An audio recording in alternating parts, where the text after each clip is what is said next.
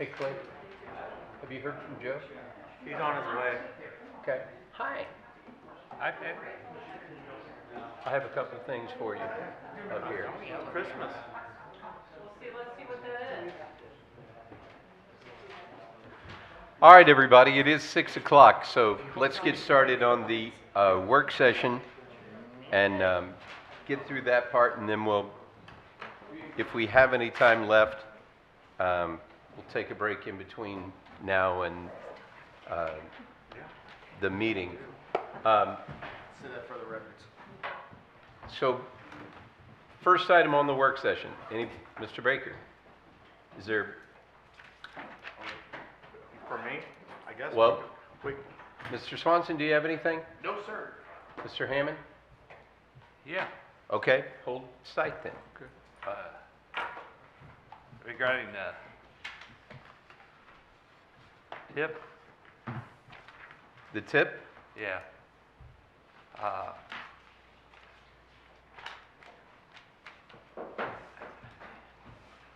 I'd like to know what's going on with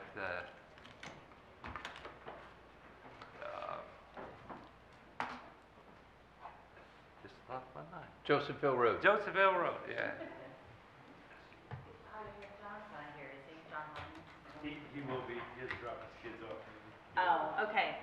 He might be better to answer, but I'll go ahead and give my answer. So that project is on the tip. I know it has federal funds, so it's a safety project that got East West Gateway federal funding a few years ago.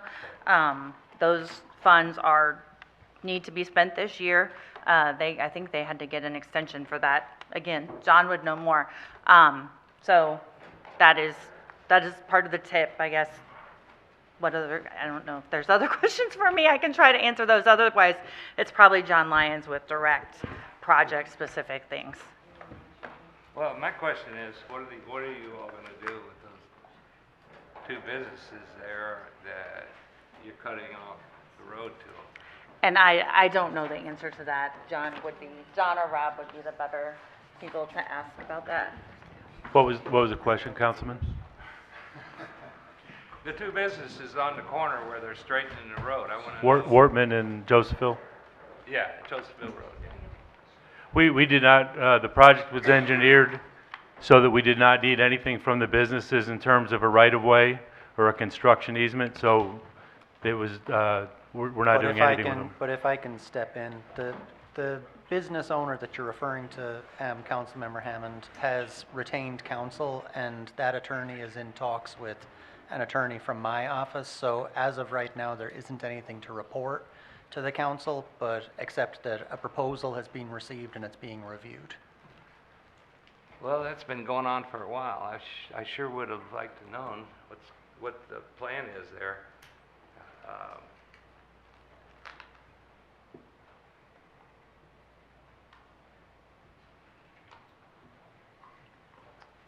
But I guess nobody's got answers.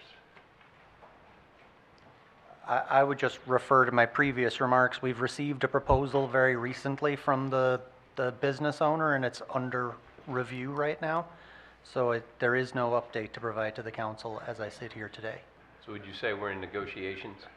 I would say that that is a reasonable way to describe it, yes. Okay. Anything further? No. Okay. Mr. Brazel, we skipped you on the way. Any items for the work session that you want to bring up? Well, I had a list of them. Okay. Did you provide that, Claire, the topics I want to talk about? To everyone? No. Okay, Lori's making a copy for you to bring up that. okay. So did you share it with administration and everything, or? Yes. Okay, so we want to talk about corrections. Okay. Want to talk about some issues with the parks. I have a list, and I thought we'd have it out, but I guess I didn't ask you to do that. Okay, she's getting it. Okay. Is that the one that I asked you to print out for me? Well, we can, I was specific on, and I'm going to talk about the lobbyist in the budget. Is that in there? Yeah. Right. But Councilman, you saw we sent you answers to all of those last week, midweek. Oh, I was asking, yeah, Claire for the copy of it. I retired, so all my stuff's changed, my computer, everything. I gotta find new emails. It's been a big pain in the butt. So, you know, so I don't have nothing's been the same, so it's been challenging. But anyway, Do you have a first one? well, we can talk about That's all. correction. If you want to talk about corrections, is this what you're talking about? But on some of the things on corrections, Here's Lori, that's, Laurie, she can give you the list and we can just start and work our way down.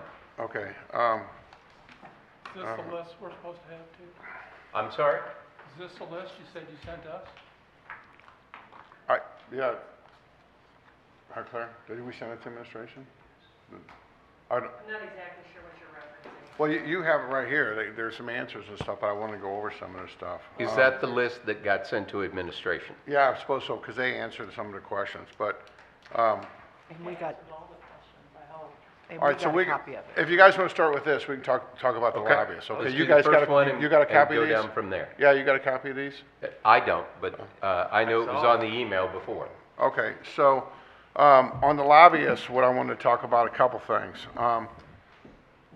I asked who, and you answered all these, but it's still worth a conversation.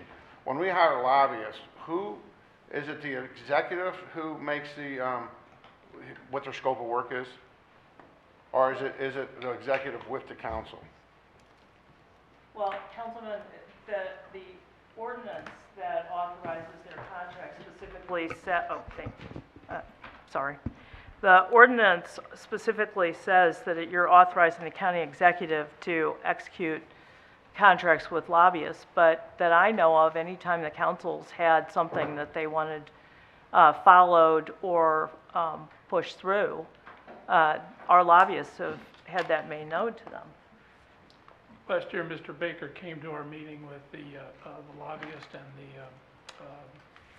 members of the legislative delegation that showed up, and he had 3 different things he wanted to make sure they were aware of.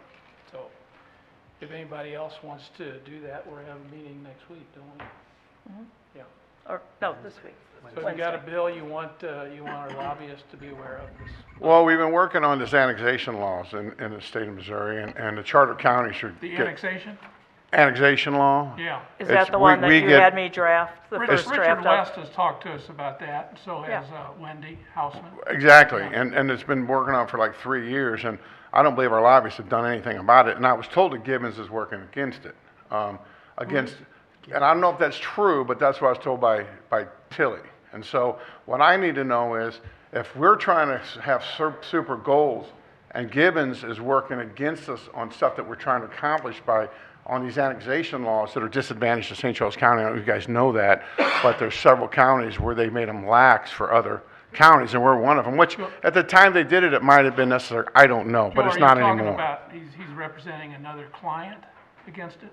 I don't know if he's doing this representing us, but if that's not Representing true, us. I Yeah, and if apologize, he but I'm is, just, he needs to be, if he's representing the municipal league or something and representing us, then that's gonna be a conflict of interest, but I have no idea. I'm just asking these questions. We'll inquire. So the other question is, why do we have lobbyists when we have 3 county administrators? That's another question, because it seems to me that it'd be more effective if the county staff was going down there and lobbying stuff. Because I don't even know, did you do a list, Joanne, of what their accomplishments were? You got that in here? Yeah, I mean, the biggest thing you have to realize that the lobbyists do is represent us 4 days a week in Jeff City from January through the middle of May on stuff that's being proposed on a daily basis and that comes up and is either passed or defeated fairly rapidly. There's no possible way that we could run what we run and go be in Jeff City 4 days a week. They're on the phone to us about these things. But last year, there were 2,620 bills, and 907 of those started in the Senate. Just probably 150 to 200 were bills that we had on some level of follow, and we're trying to deal with people either messing with our charter, messing with county ordinances, you know, those types of things. So they were not things that this council had ever expressed an interest in changing. They were just, we were kind of fallout from other jurisdictions where they wanted to change something. But do you have a specific accomplishments that they, I mean, is there stuff that they actually can claim victory to? Or is it just, they're just there and have a presence? They're playing defense. So yeah, we can find bills that we were concerned about, that they got involved in, that didn't end up passing. You know, I went up last year and testified for Senator Snelting's bathroom bill, okay? Because I thought that was an important bill. I went up and testified. The year before, I was up there probably 3 or 4 times on the training center, trying to get that lined up. So, yeah, I mean, you can go up and make an ask, but somebody needs to be there on a day-to-day basis to follow up. And when somebody offers an amendment, do you want to, you know, to what you want to do, let us know, and then if we have to, we can go back up there. When is the meeting? Wednesday. Okay. I didn't get What, you guys are having a meeting, what meeting? Wednesday? With the lobbyists, is that what you said? This Wednesday? Well, with the delegation and the lobbyists will be there. This Wednesday? Where is it gonna be? It's in your It's in my office. Have the council members been invited to it? I mean, They are because, now. I mean, we may, I'm We've just, it would already be got- nice to we already know. got Mr. Baker's stuff from last I year. mean, if we're We got voting to pass this stuff, to spend a couple hundred, whatever it is on these lobbyists, we need to kind of, I think that it has to be a collective, that we, What bills would you like to? well, the annexation one's one that is very Okay, well, important. that's gonna be on the discussion. In Yeah. fact, I can show you the thing we've got. It's Okay. put together today. Annexation is one of the bills, and we talk about it. We got a thumbs up, I think. Is Kevin here? No, Does anybody got any, Okay. Mike, you guys got any questions about the lobbyist stuff? no. Okay, the next one was, I'll send you what we're gonna show them. okay, Still wanna be there? That's fine. yeah, that'd be fine. Can you let us know what, maybe Pardon me? can you let us all know what time?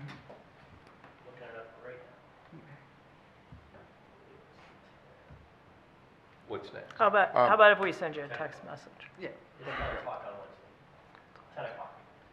The next issue I was asking about is corrections on the budget purpose, the 28-day cycle versus a 14-day cycle.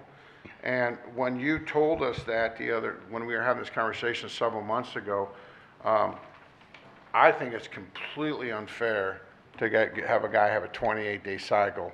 And what that means is, if you guys know, if you work 40 hours and you put 50 hours in a week, for the 4 weeks, and if your kid breaks his arm, and tell me if I'm wrong, or your wife gets sick, and you guys are in the 4th week, and you're on day 27, your 1 day of overtime every month they don't get their overtime. It goes to straight pay, which I think has nothing to do with having taking a personal day if you have to have a personal day. From what I understand, the police and the sheriff's department do not have a 28-day cycle. It's a 14-day cycle. No, that's not true. The police are on a 28-day cycle. Well, no, they got a policy that they write in there to change it, where it's a 14-day cycle, the way they write it up. It is not a 14-day cycle for patrol. They are on a 28-day cycle. Well, if it Councilman. is, then it should be changed, because it's not right. And that law is not required to be followed that you're talking about in here. It's that a you Fair brought up. Labor Standard Act. It's not required to be followed. It is a Fair Labor Standard Act allowance for law enforcement and for others in public safety. And the county has had it in its ordinances since at least as long as I've been here, which is a little over 30 years. Well, what you said to me at the last meeting is, I said that I think that's completely unfair. I think it's a very bad rule, and that's why we can't keep correction officers, one of the reasons. There's just bad policies in place. And you said, well, Councilman, you voted for it. And I said, You well, did. if I did, it was a terrible vote. So what I need to do, if you're saying that the council made an ordinance that requires these guys that they lose their overtime if they have a personal day within that 28-day cycle, then I would like to change it to a 14-day cycle. I know the sheriff's department has a 14-day cycle, so it should be fair across the board for everybody. And I just don't think that's fair. I don't think it's fair at all. And these guys, if you're doing mandatory 8s, we're doing mandatory 8s, right? So these guys are working 8 hours, and then they say, by the way, Tom Smith didn't come in today, you gotta put in the next shift that day, and they have to do it, and so you're mandating overtime, and you're taking it away from them if they take a personal day in that 28-day cycle. That's just not right. So most of corrections, just so that we're on the same page, is not on 8s. There are some officers on 8s, but most of the correctional officers are on 12s. That's what they I know, but complaining about when we were here. They wanted 8s, but they didn't like that they were on 12s. When everybody showed up that night from corrections, that's one of the things they complained about. They wanted 8s. They didn't want 12s. right, whatever it is, Mike, if it's 12 or 8s, they still lose their overtime. Okay. So, and that's the point that I think is wrong. So if you're saying, Joanne, that the county council made that ordinance, then I suppose we can change that ordinance. Is that what you're saying? You can do that. I would suggest you ask the departments for an evaluation of what it's going to mean, both But to how their could it cost, budgets. how would it cost any more though? Because we're talking about budget, they're planning on getting their time and a half anyway, because you made them work. And so at the end of that 28-day cycle, it's not a budgetary item. It can't cost us any more money. They work 168 hours before they accumulate to time and a half. They work 168 hours at straight time. Okay, I know, that's 42, what is that, 42 hours a week, right? So that's the same thing. What I'm saying is you cannot take someone's overtime away from them if they take a personal day. It's just not right. It's wrong, because one doesn't have to do with the other. They did their time, they got their time and a half for working more hours than they planned on, and they should get their time and a half, period. And so if you're saying, I mean, whatever the council decides is what's gonna happen, but I'd like to change that ordinance. It is a policy decision. It has to be changed in ordinance. It is a policy decision that goes back many, many years to when I was county councilor. You all don't allow certain hours to be claimed. So you don't allow, if people have taken leave during that week, but they come back in and work, they don't get time and a half. So, you know, you just need a layout of the whole thing before you decide what direction you want to take. Well, that's fine, but you did say at the last meeting, well, I was the one that voted for it, that's why it's that way. You've been here almost as long as I have, sir. So virtually everything that's been voted, in fact, unless you were missing that night, everything that's happened during the last 28 years has been something you've had to vote on. Right. Okay. Joanne, have you guys met with the union recently? Did this come up in discussion? Yeah, it wasn't. When you talk, can you lean into the Oh, I'm mic? sorry. Okay, I got my answer. You have something to add?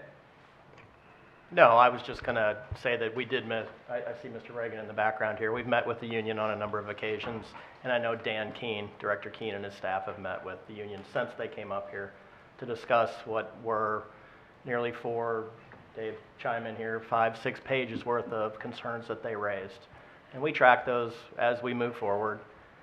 And so we've been working on a lot of different initiatives. That's part of what you see as the package in front of you. Part of the push from the corrections staff is to be considered public safety employees. And that's why you see some of the benefits that public safety gets as part of this budget proposal.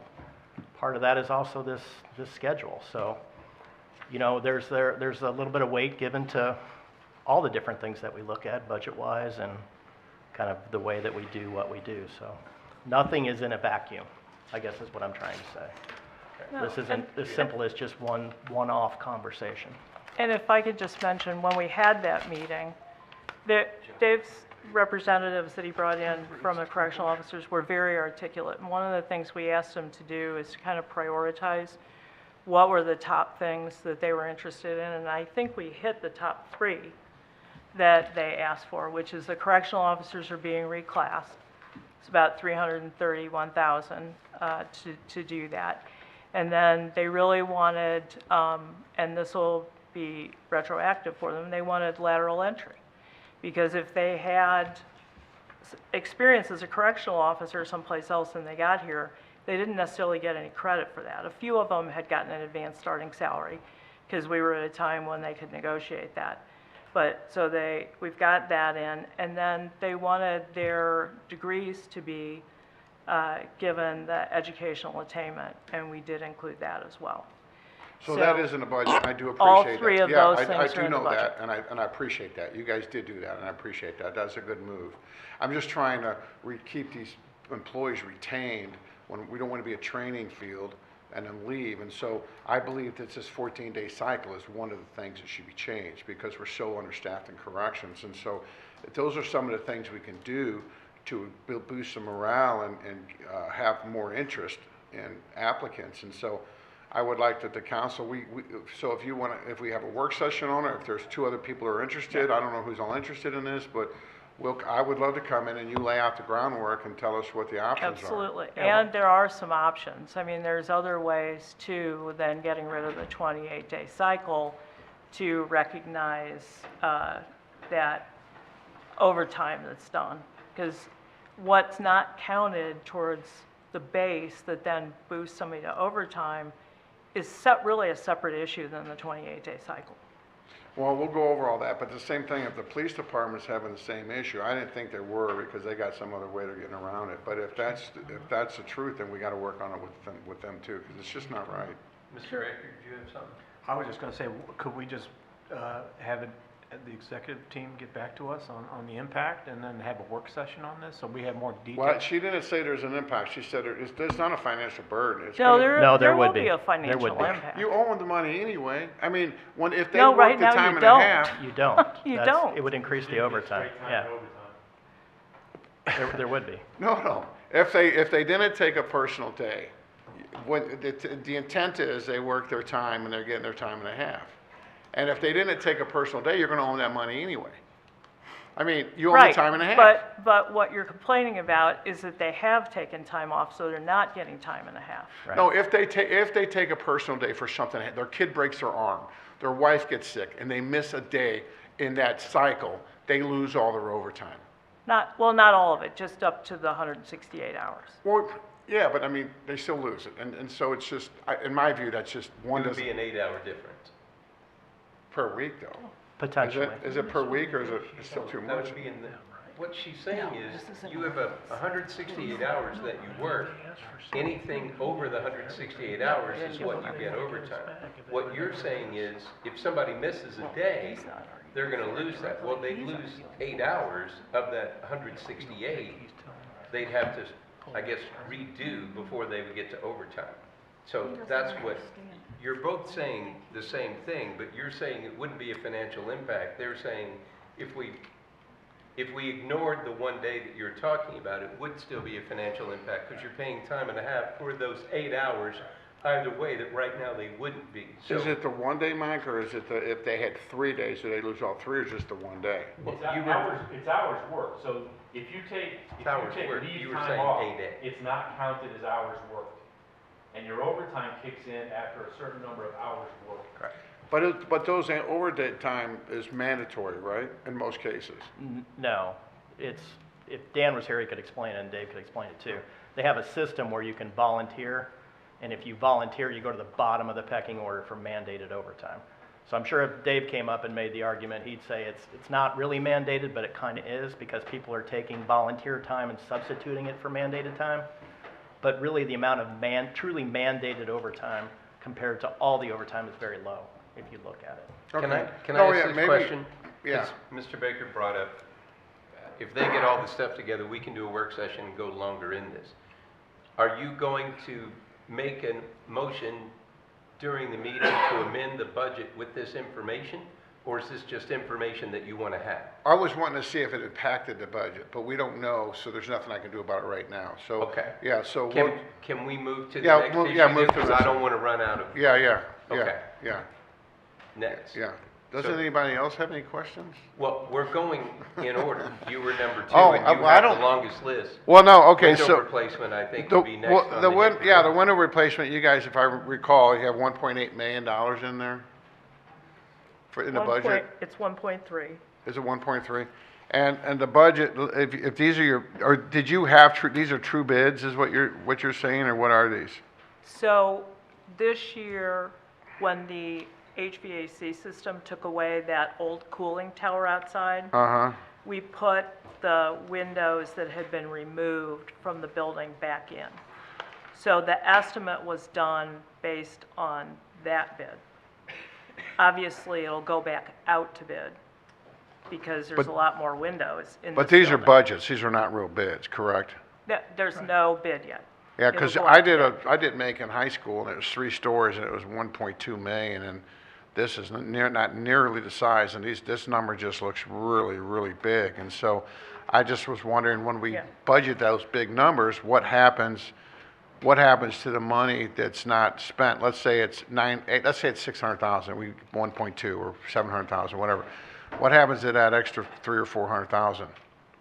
It would simply lapse Just go into the general fund, where would it go?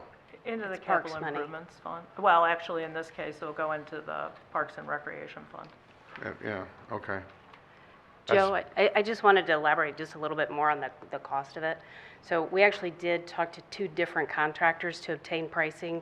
One was a lesser cost to it, one was a higher cost, more of a union base, but these are custom windows. These are not a standardized size. We've got the arched windows, in several arched windows, in all of the, Historic stuff, are you doing historic stuff? yes, they're all wood Wood on with the clad on the interior outs- with clad on the exterior. gotcha. So these are not a typical window that, we would put in admin or somewhere else. This is something very specific for this building. So it is a higher cost than what I would see somewhere else, but there's reason for it. And yes, when we bid it, it is what the bid will come in, and then we'll move forward from there. Okay, that makes sense. I was Okay. just curious. It just seemed high, but I do know historic windows are a lot more. And then on to NEC, is Ryan here? Yes. Ryan? What's the overall plan? I asked this when we were talking about this, for the NEC, when the actual 5-year plan had like $30 million being spent on it, so, and I did ask that question in administration, and you guys said it was just a placeholder, but I still think there should be a plan, an overall plan. And the specifics are in what we sent you. I know, but it still needs to be talked about. Do you want this? It's at the bottom paragraph. What would be the overall plan, Ryan, putting $30 million into ECC? $30 million?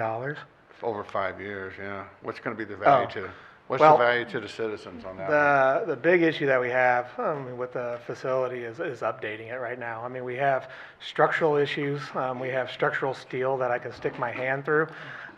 We have systems upgrades. When we bought the building, we had a whole bunch of code things that we had to bring up.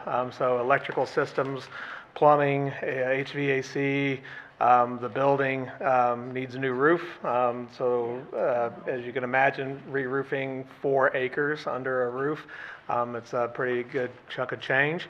So basically, When you say needs a new roof, it's a metal roof, right? yeah, that What- currently leaks every time it rains. So, right now, I mean, our goal is to turn this place into one of the premier national equestrian centers in the nation. And so we're looking at trying to upgrade the facility to where it meets that criteria. So, replacing stalls and, making sure that the horses are on stable footing, and so there's a whole laundry list of things that we need to improve out there. So we're chipping away at it this year. We have some money in there this year to address some of the exterior issues.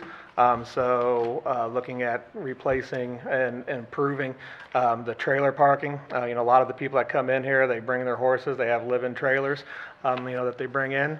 So basically, every time we have a show out there, we're blowing electrical panels, and the water system is hooked off a garden hose, and there's all sorts of things that need to be updated out there. So that's the first phase, is just working on the exterior, parking lots, RV access in and out of the facility. And then we're currently in engineering and design to address some of the interior issues. Mr. Chairman? Right. Yes. Manquire? Yes. Would it be say, I remember John Greifs, who went out and looked at that building, came back and said, a lot of deferred maintenance, Correct. but it was structurally sound, and that's why we went ahead with it. Yeah. Would it be safe to say that the deferred maintenance was even worse than we anticipated at first? Yes. Deferred. We had a roof that caved in. Correct. Yeah. We had some supports that caved in. And we got other weren't set. places we want to make sure the roof doesn't cave in. But the biggest thing you left out is the pet adoption center. Yep. I don't know how much of that 30 million is for the pet adoption center, but I think everybody would agree that's probably a good place to have one and a good thing to spend Mr. money on. Hammond. Yeah, have we had that facility long enough to know how much money we're generating there? We provided some numbers for the last year. So we've only operated for a year That's right what I now. was thinking. So yeah, we've provided some numbers. I don't have them in front of me right now, but we got those together. Can you give me a ballpark figure? It's been a while since I I've can looked go at get them. it at the break if you want. You sent Okay. it, didn't you Yeah. send it to me? Yeah, Yeah. I think so. Just during the I just asked him because we had a really good month in October, Yeah. and I said, yeah, because I wanted to show you that it's not all money going out. There's money coming in. Yeah. And the deferred maintenance that the county executive was talking about, when we found the structural issues, it was buried under dirt and stuff that we weren't able to see when we were going through things. So we've got some issues that we're wanting to correct, so. I don't have a problem with the horse arena, I just want to understand the plan, because we've increased our park budget by 138% in the last couple of years, and our numbers are down, so there's got to be, our visitation numbers is in the report, they were down a little bit from 24 something. Yeah, I think we dropped like 100,000 or something. We're going to be over 4.5 million again this year. But what's the plateau, though? What I'm saying is if we're doing all these improvements in the parks, and the numbers are going down in the visitation, not by much, but a little bit, but you're doing all these improvements, what's the long-range plan? Like if we already maxed out at what the visitations are, because so much time in the day by our residents taking their kids. Once again, I don't think saying that park attendance is going down is an accurate assessment of what's going on. It did go down. It did go down. I'll yeah. agree, but since 2020, we've averaged around 4.5 million people every year for the last 5 years. I'm not criticizing, Ryan, but I'm the just question saying. is this. If you're plateaued at 4 million and it went down to 380 or whatever, I don't have the numbers in front of me, but I read it and I know they went down. Are we at a plateau where we're spending all this money on all this different skate park and all this different stuff? What's the long range plan on? I mean, I can't guarantee you, our attendance is going to go up. I mean, it depends on usage, but I can tell you that, at Kinetic, we did a whole bunch of improvements through there. We eclipsed our annual total at Kinetic in the first 4 or 5 months of the year this year. So we've invested in our parks. We have a lot of people coming into our parks. A lot of people are coming into our parks to participate in, all sorts of different events from outside of our area. It brings in a lot of tourism and money for people staying in hotels, whether it be at the NEC or these disc golf courses. We had, I think, 5 people from out of the country come last year to play in our disc golf tournaments. So, I mean, we've had a lot of people coming in. I think the more improvements and things that we make, the more additional parks that we have, our attendance is going to continue to go up. We've added more programs, recreational opportunities. We have classes. We have all sorts of things that continue to drive people to our parks. And the good thing is that we see now is, we've been around for 25 years or so now. So we're starting to see the second generation of St. Charles County Park users appreciate our parks. And so now they're bringing their kids and stuff too. So it's a long-term investment, but it's a generational investment. So I'm just cautioning the council that it's like the family arena. It's been nothing but a loser, right? I'm not saying that NEC is a loser, but I'm just pointing out that that's cost us, 2.2 million this year with losing the opportunity cost of sales tax or any kind of taxes on it. So it's a bigger loser than $2 million. It's probably 3 or 3.5 a year. And then you got the NEC, which is now we're not getting taxes on that either. So not only we're putting all this money into it, but it's a loser in that instance too. So I just was wanting, and I like the I like the horse barn. It's in my district, and I know horse people out there. I'm not criticizing. I just was. We talked about this when we were doing the long-range plan. I'm like, what is the goal? What is the objective? I mean, you're going to throw $1 million out here and $1 million out there. Well, what's the goal? When I you mean, say- but when no you one say ever what is gave our- us that. No one told the council exactly what the long-range plan is. When you say our long-range plan, are you talking like for the department itself Yeah, or like for the what's- NEC specifically? Like how many what's- shows are you going to have? How much money do you think it's going to generate? Are you Whose talking- benefits? are the NE He's asking you, are you asking Parks itself or the NEC itself, is what he just No, asked. in this particular instance, NEC. Oh, I mean, we have, 50, 60 shows a year roughly right now. And every weekend it's booked, and usually sometimes in a week we have multiple shows in there. We're going to be limited by the number of weeks in a year that we can host shows out there. But that's not to say that the improvements and things that we are going to do out there aren't going to drive bigger and better shows to the NEC. Which I think is the reality. Talking this past year, we've learned a lot about the horse industry. We didn't know a lot about the horse industry. I understand. So- I'm not disagreeing. No, I'm not- yeah. I think, like I said, the more that we improve out there, the bigger shows that we're going to get, the national shows, the championship level type shows that are bringing people in from all over the United States. That's the reality I think that the NEC could bring. We're located in an area that's has heavy commercial. It's easy access from the roadways.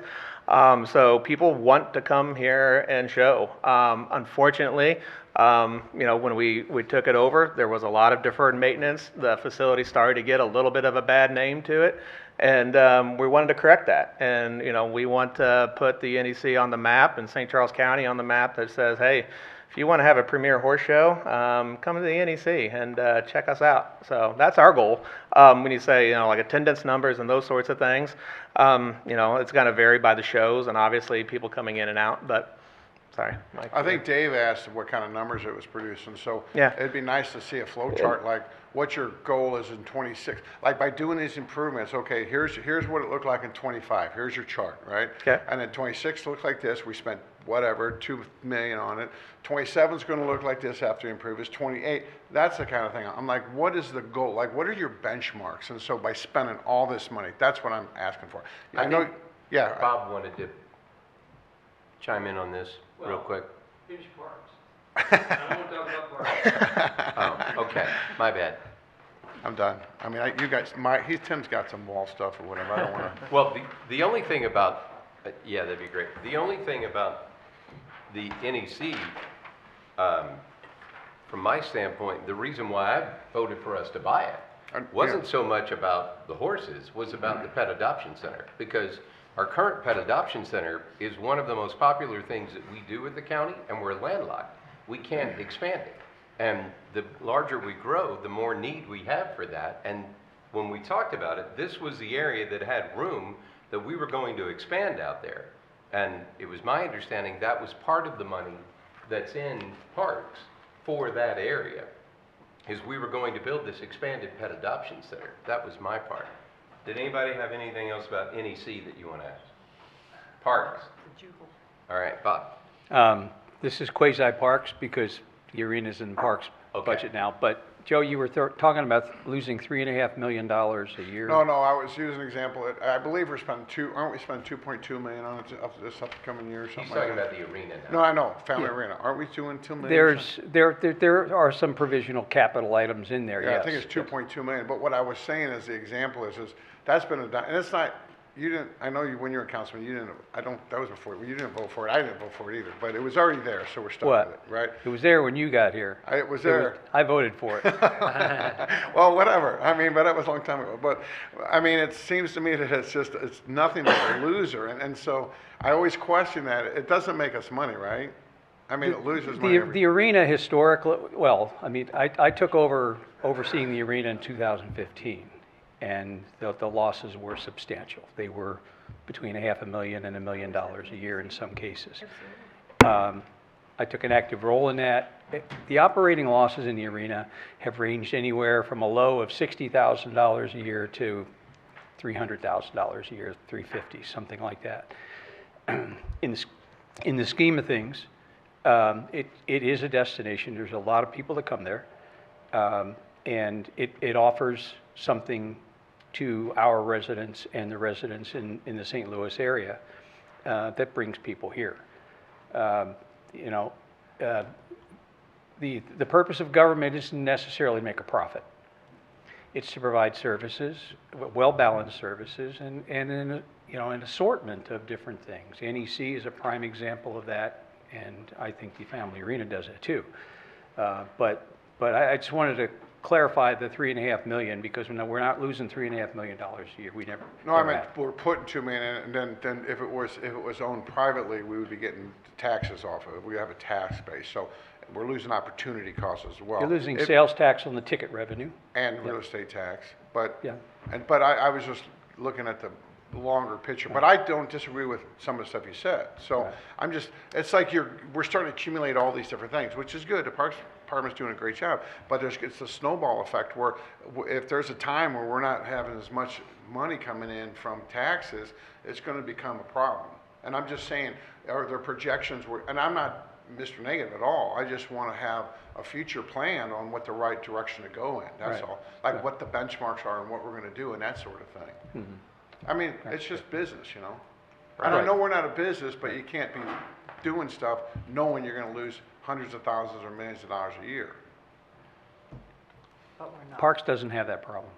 This is true. Brian? So to that point, I found the revenue report that Ryan sent back in October for the NEC. So I'll just read the figures really quick to kind of answer your question, Councilman Brazel. So for 2024, revenue generated was just under $2 million, so 1.996 essentially.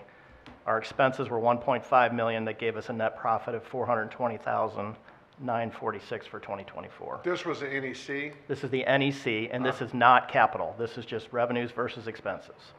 2025 year-to-date through the end of September, $1.669 million was our revenue, $1.3 million was our expenses.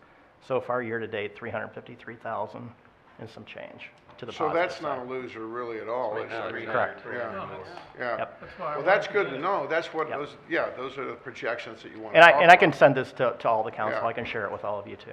All right, so you're good? Yeah, Patty? I have nothing. Mr. Baker? Yeah, I guess we're going to talk about sound walls. It's up to you.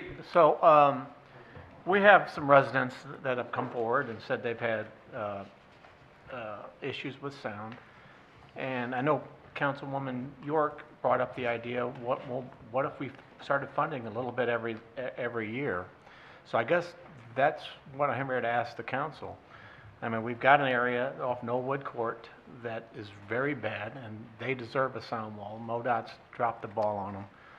So I'd like to find money in the tip to start funding sound walls. I mean, we fund economic development at a tune of, I believe, $10 million. And I feel it's disingenuous that we allow these people to experience the sound level that they're experiencing, and MoDOT's not doing anything.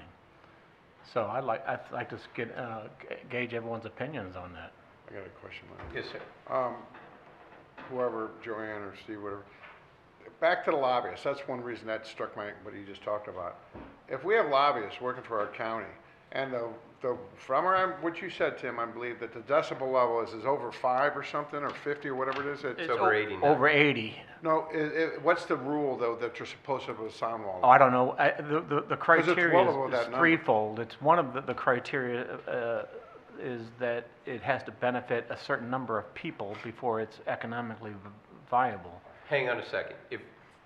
What is your question? My question is if we have lobbyists that work for us, Right. and MoDOT's not putting sound walls on these state projects, why isn't the lobbyist, shouldn't that be part of the criteria where they should be working MoDOT and the legislators to make sure, I know the legislators don't have anything to do with MoDOT funding anymore because it's all screwed up, but shouldn't the lobbyists be pushing for that, Mike, for the sound walls in our county? I mean, I'm just asking. Well, Amanda, do you want to come?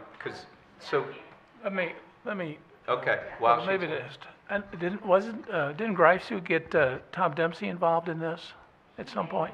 I mean, he may have, I'm sure Tom Dempsey Yeah, Tom talked to- Dempsey does, he takes Gary Olmsted's spot, and he met with him. We told him that we would support this Dempsey's if they the would do it. transportation guy. No, I know that, but so why in We some of even these talked instances? about So, doing a MoDOT has to follow federal guidelines, or it's like the Wild West of sound walls.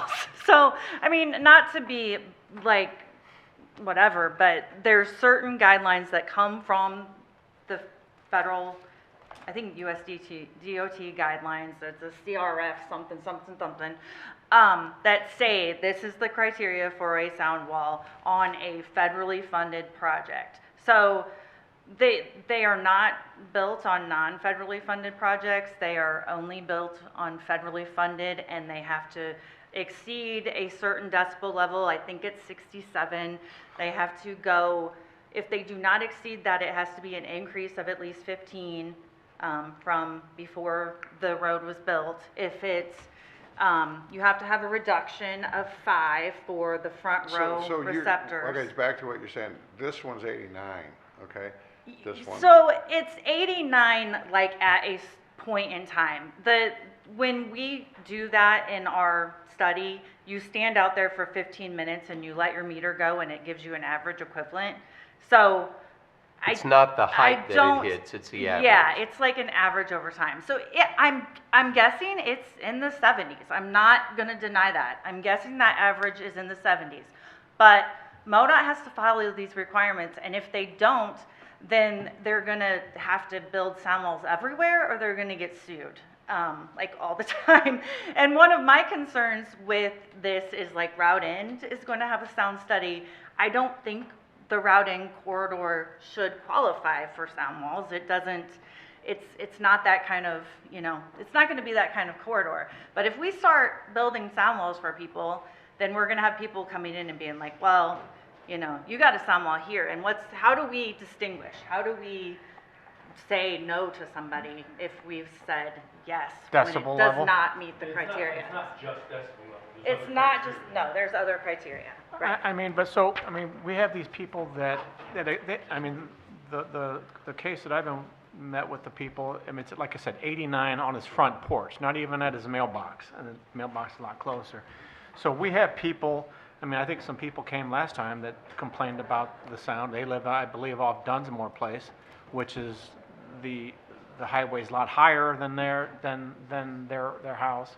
But this is a case where it's bad, and I just personally feel that if MoDOT's not taking care of these people, and we're just going to say too bad, so sad, and if you look at it, where we're funding road improvements inside the River Point development, which is great, but we're doing that because the developer doesn't want to do it, and we've got an issue with our sound wall where people are experiencing levels that will cause hearing damage, and we're up here doing nothing. I just think it's disingenuous, and I think we need to, I know Councilwoman York brought up the idea of, well, what if we put some money aside for this? I mean, we put it up for economic development. We could put some money aside, and if it meets the decibel requirement, not the East-West Gateway or federal requirements, but our requirements for our money, then I think we ought to do that. And that's something I think we as a body will need to decide if that's something we want to partake in.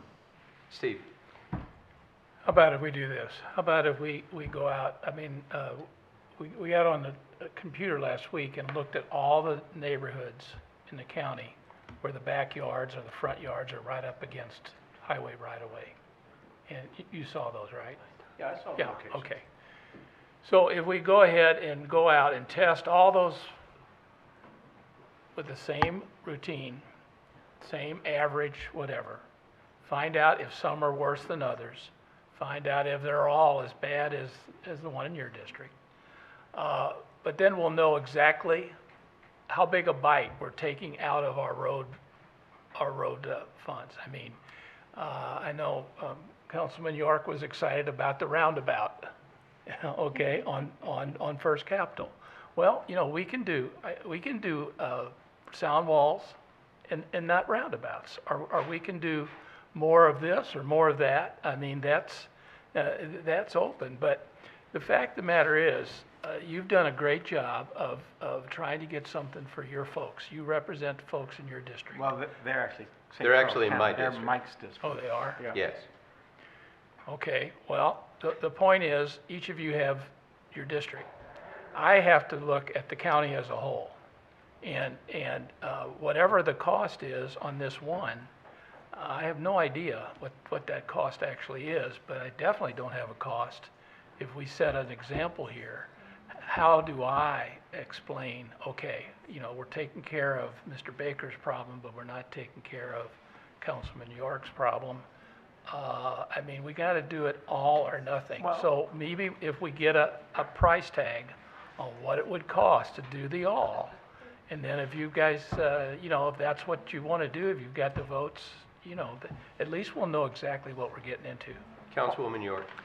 I just wanted to say that when I was mayor, we had a lot of stormwater problems, and so we did a study. We said, let's see what all the stormwater problems are in the whole city, and what would it cost, and how long would it take?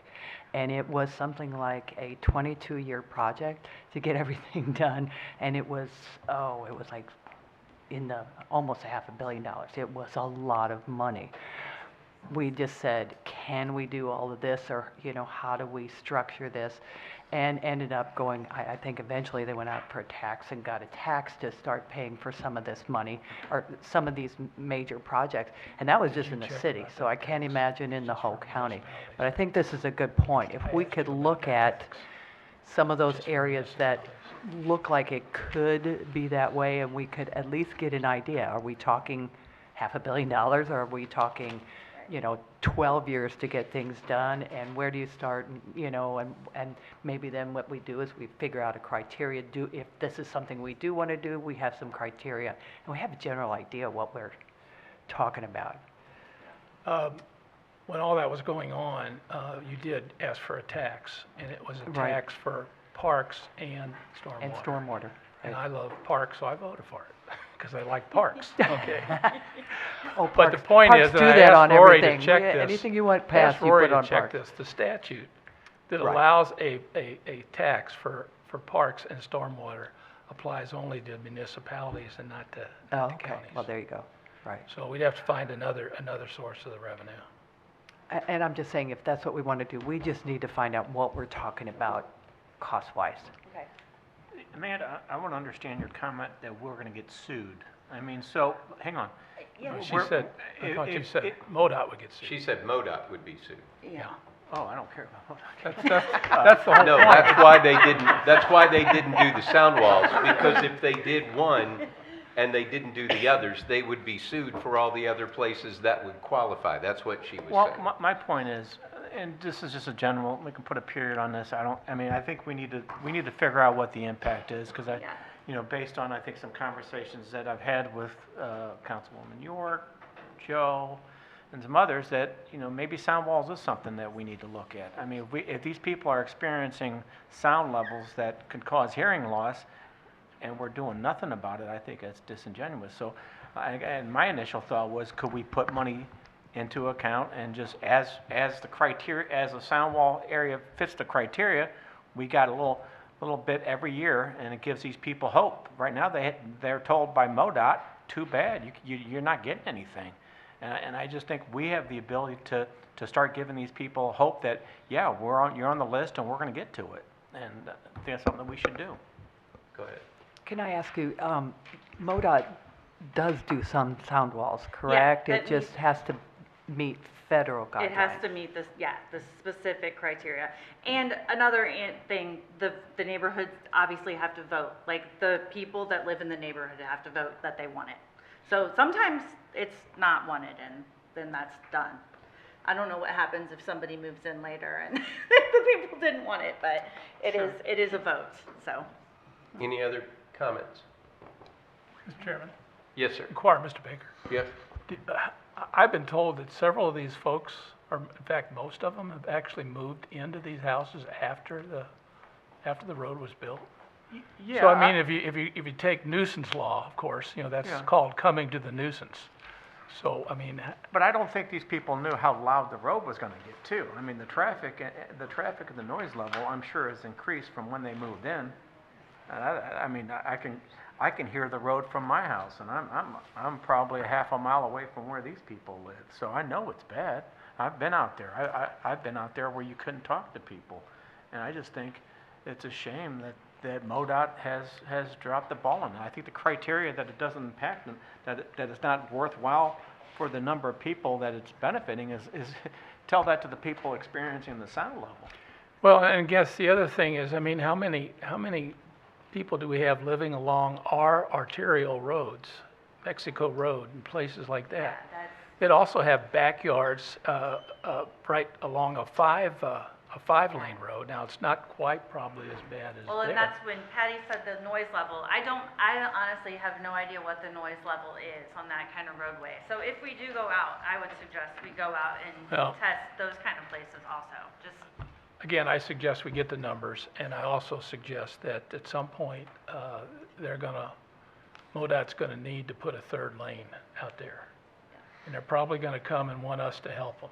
And when they do that, then we'll make a sound wall one of the conditions of any help we give them. Well, so what I understood in my conversation with MoDOT is it can't be restudied until there is a change done on the roadway.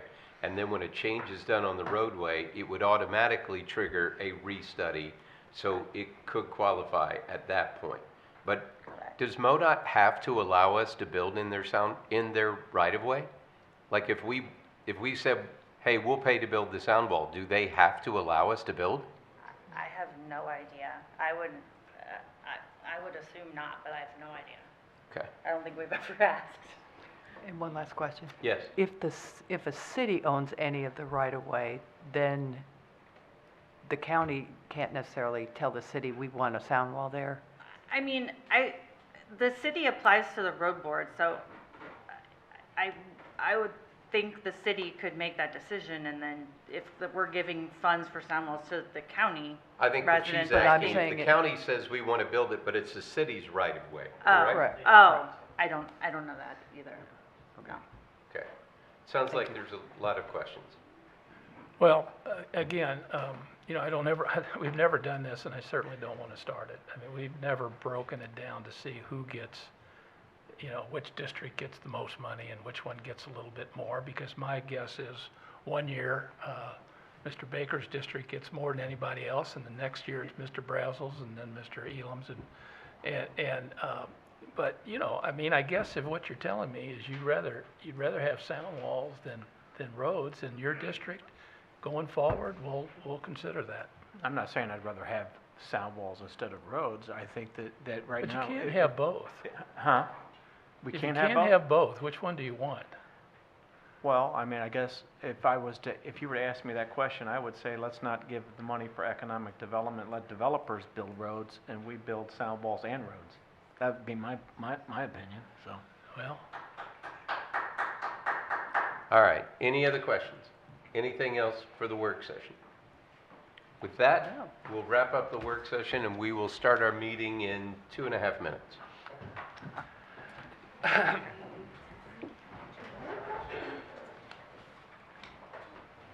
Oh, my. Yes.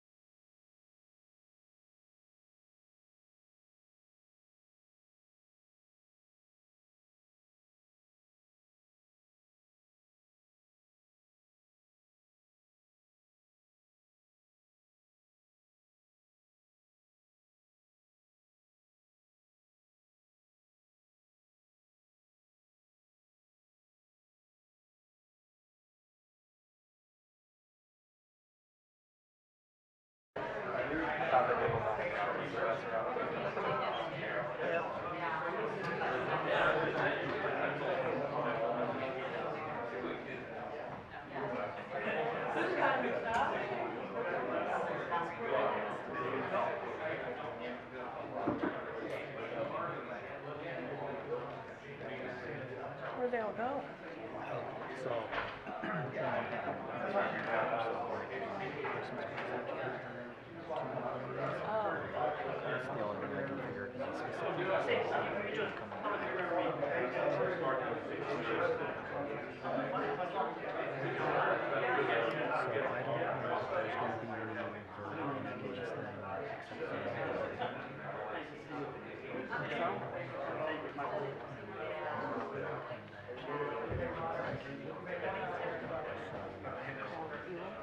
Thank you.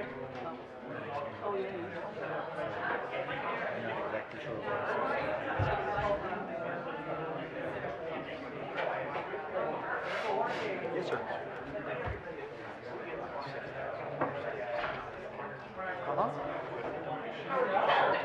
That's a good question. It's not one of the allowable things under the law. There's nothing in there that talks about donations to a charitable cause. I can get you an opinion.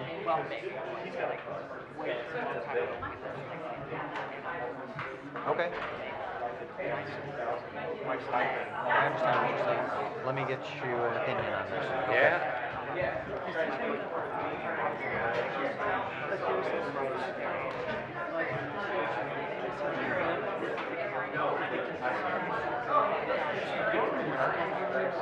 I think so, yes. Sure.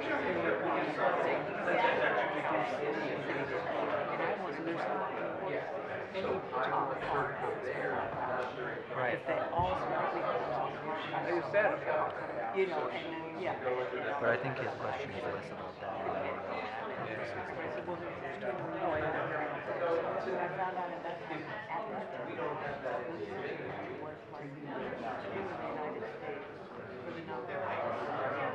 Actually, it's per capita, what Missouri? Per capita.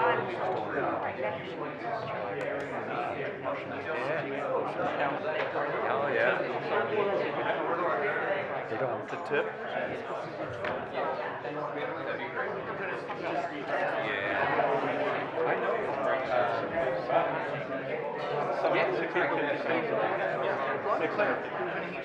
Steve asked her to speak during council. That way that doesn't mess with the agenda or anything.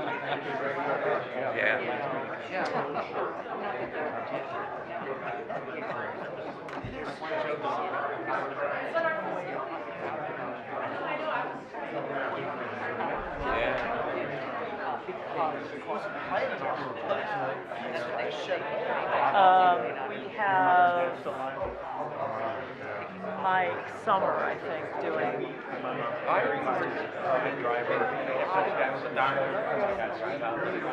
Oh, sure.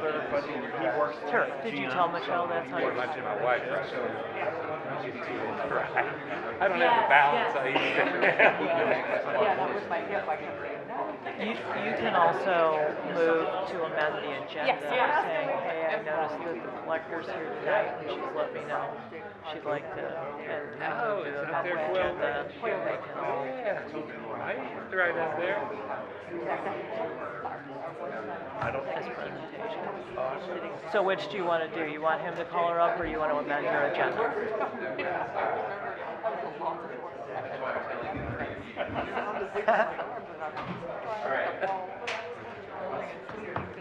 Yeah. No, our phones do that automatically.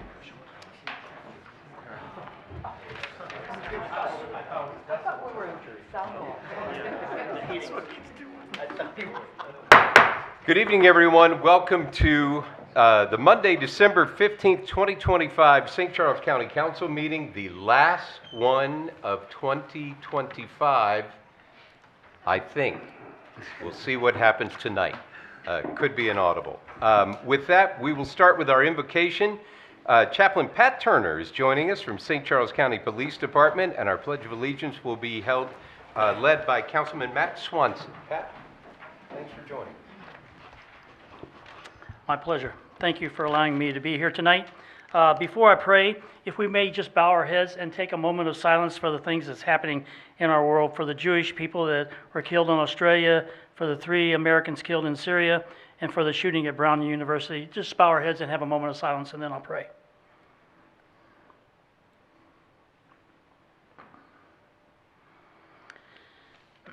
Heavenly Father, I pray that the County Council, from Steve Ellman to every council member, that they will have a productive meeting this evening. I pray that they will be able to discuss and tackle the important things they need to tackle and be efficient in handling those things. I also pray, Father, that you give them the grace to come with the best possible and morally right solutions that would best benefit the people's needs and interests of St. Charles County. Please remind the council, Father, that they are in their positions not to be served, but to serve the public, just as Christ, who is King, came not to be served, but to serve and ultimately die on the cross to save us. May the council always make the decisions that are right in your eyes, God. In Jesus' name I pray. Amen. Amen. United States of America, and to the republic for which it stands, one nation, under God, indivisible, with liberty and justice for all. Amen. Thank you. You may be seated. Thank you, folks. We will start off tonight with a public hearing on the 2026 budget for St. Charles County. I'll do roll call. Oh, sorry. Councilman Swanson, Here, ma'am. Councilman Brazel. Here. Councilman Hammond, Here? Councilman Elam, Here.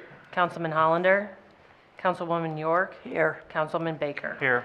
Now back to our regularly scheduled program before I jump the gun on the budget hearing for the county. First speaker is Arnie Dienoff.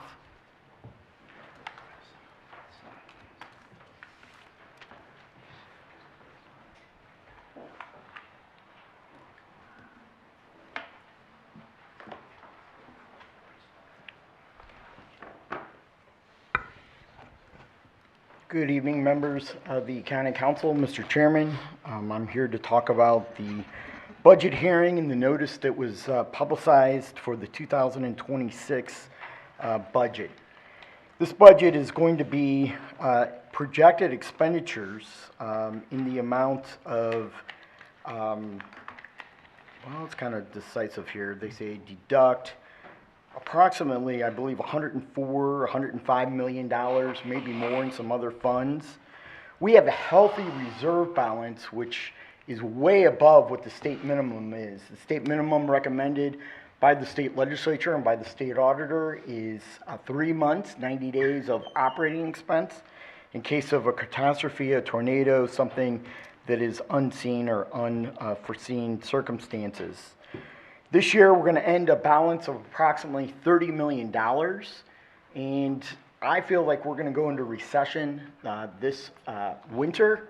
I feel like our sales taxes for every year over the last 15 years, we have set record-setting, historic income on sales taxes, and I think going into the winter, we're going to face another 2008 with reduced sales tax revenues, with a housing crisis that's going to fall down like a pile of cards with the housing market. I think a lot of these people that have been buying 6.5% interest rates or 6% interest rates for housing, I think they're going to be in a lot of trouble. So diving into that, be cognizant of sales tax income and a shortfall in sales tax. I project that that's going to happen this year.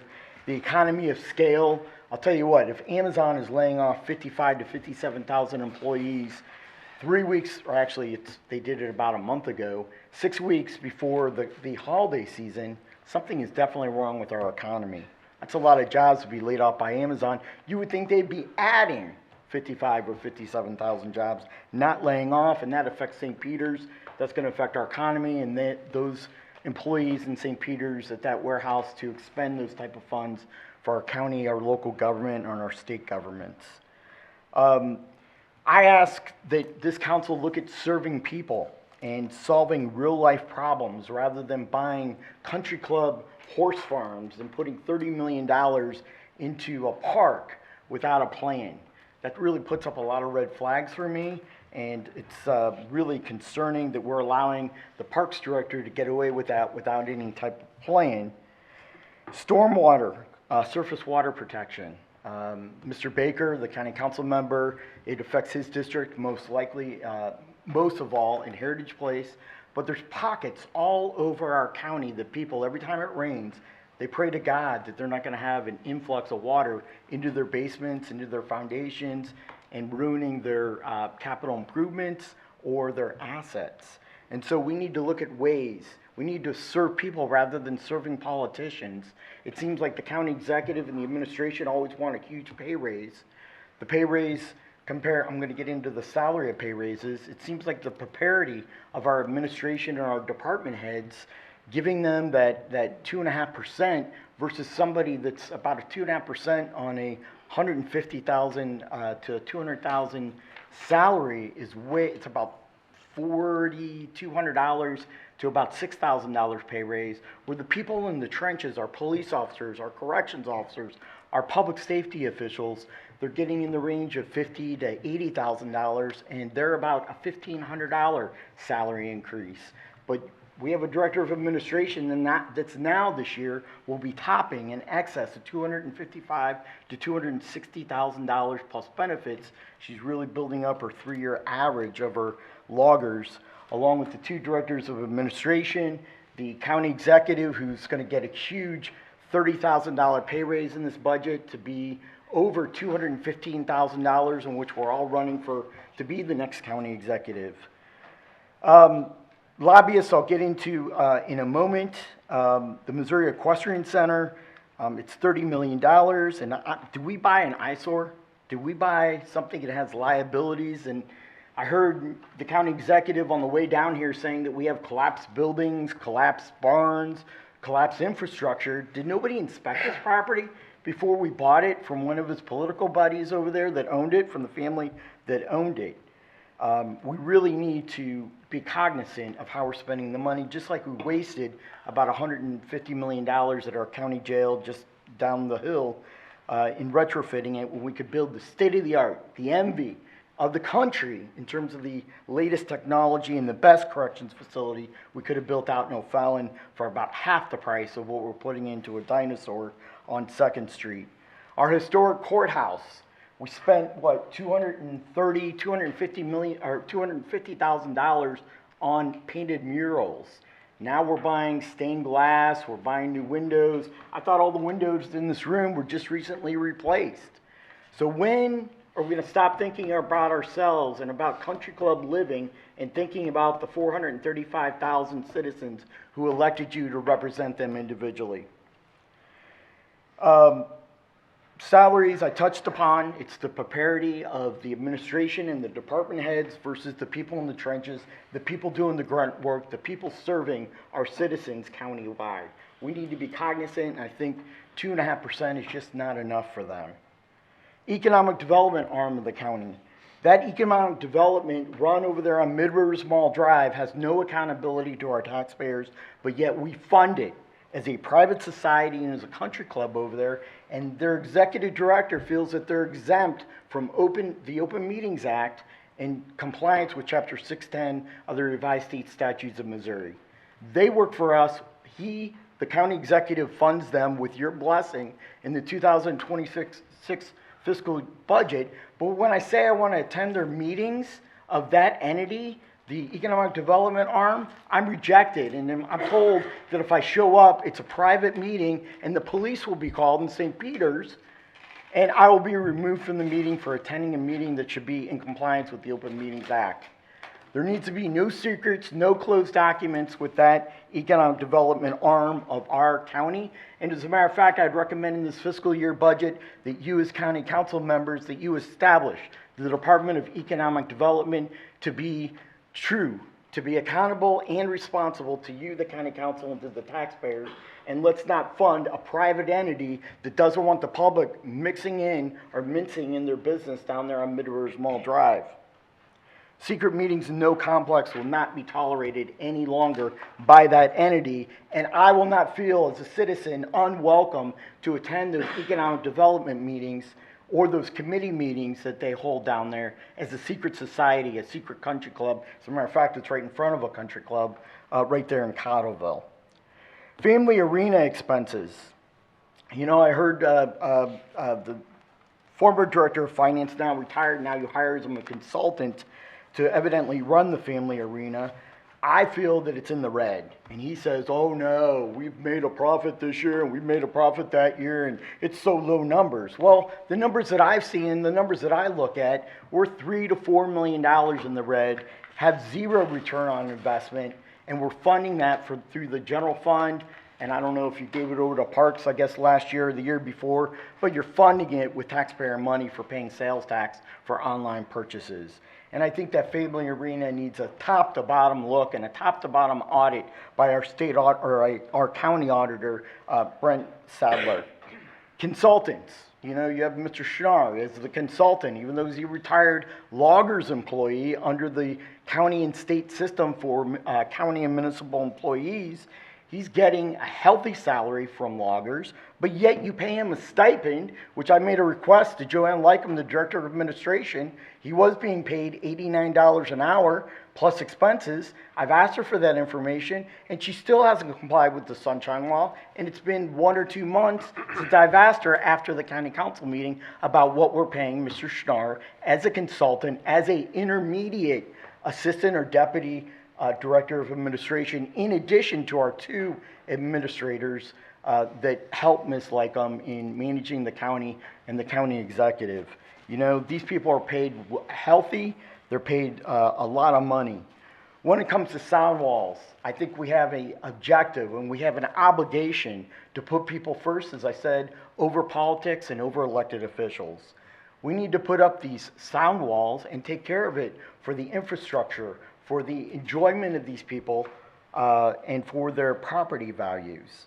Water surface control, as I said, in Heritage and other parts of the county, we need to be cognizant of that, and we need to make sure that our citizens are being listened to and that we're solving problems rather than building country clubs and things that people of elite money and elite status in our community are invited to those functions, and that the rest of the public, the heck with them. It's all about power, control, money, greed, and access, and the heck with following rules, promulgated rules and regulations, ethics, and being a good steward of the money, along with being a good elected official. For those reasons, I ask that you take all my items into consideration, that we have a healthy budget, that everything comes here as a contract, that we're getting lots of contractors to bid on the projects, rather than sole source contracts, giving political patronage contracts to friends like the lobbyists, which, as a matter of fact, I'd like to bring that up, and then I'm going to close, Mr. Chairman. Our lobbyist is ridiculous because they have no allegiance or are not even reporting in writing to you as county council members and elected officials. There was not a public bid for the 2 lobbyists that are on staff, but a gift to Steve Ellman's pals, Charles Gibbons and Tom Dempsey, with 0 return on investment. I talk to these legislators. I have a personal relationship with 90 out of 163 legislators, and they don't buy a word that Tom Dempsey says. They're playing politics with our dollars, in my opinion. Now let's go through the numbers. It's about political wealth, power and control, awarding political patronage contracts. Mr. Charles Gibbons, whose wife, by the way, is the mayor of Kirkwood, is getting a political patronage contract because he was Speaker of the House and Senate President of the Missouri Senate when Mr. Ellman was a senator from St. Charles County. He's getting $48,654 plus expenses and travel money. Mr. Tom Dempsey, who used to be the president of the Missouri Senate, is getting $147,870 plus expenses, airfare, hotels, mileage, meals. No written reports. I've asked for these reports. The administration plays games because they don't want anything in writing.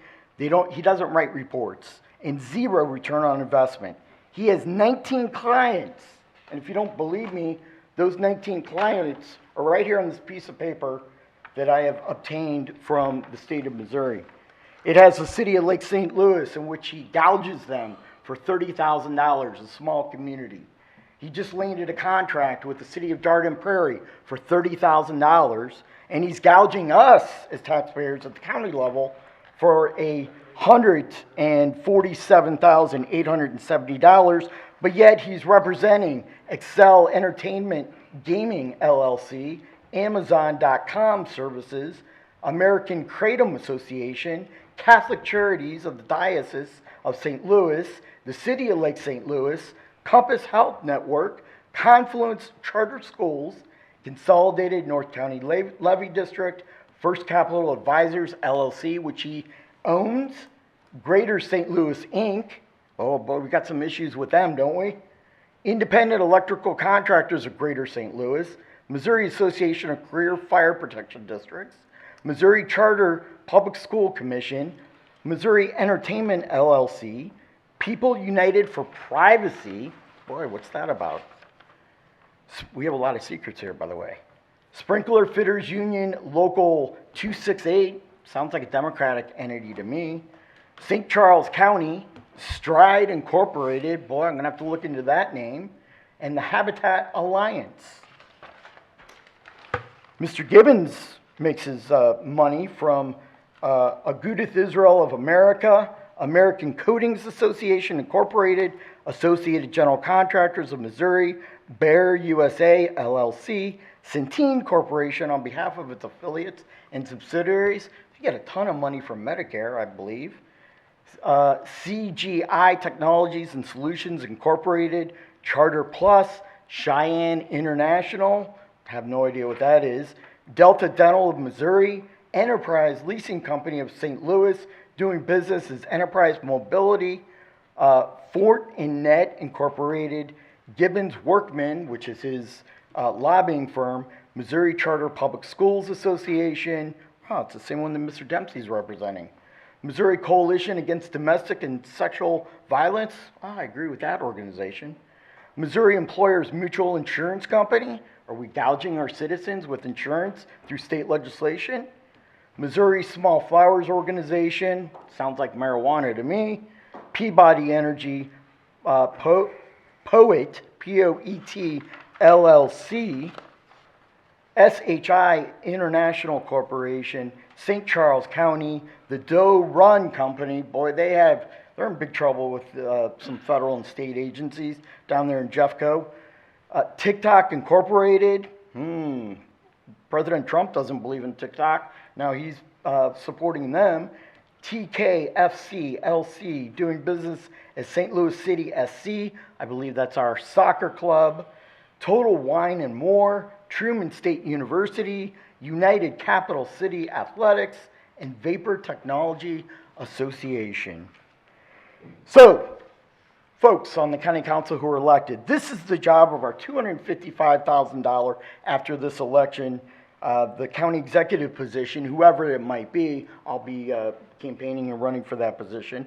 $175,000 for 2 assistant director of administrations.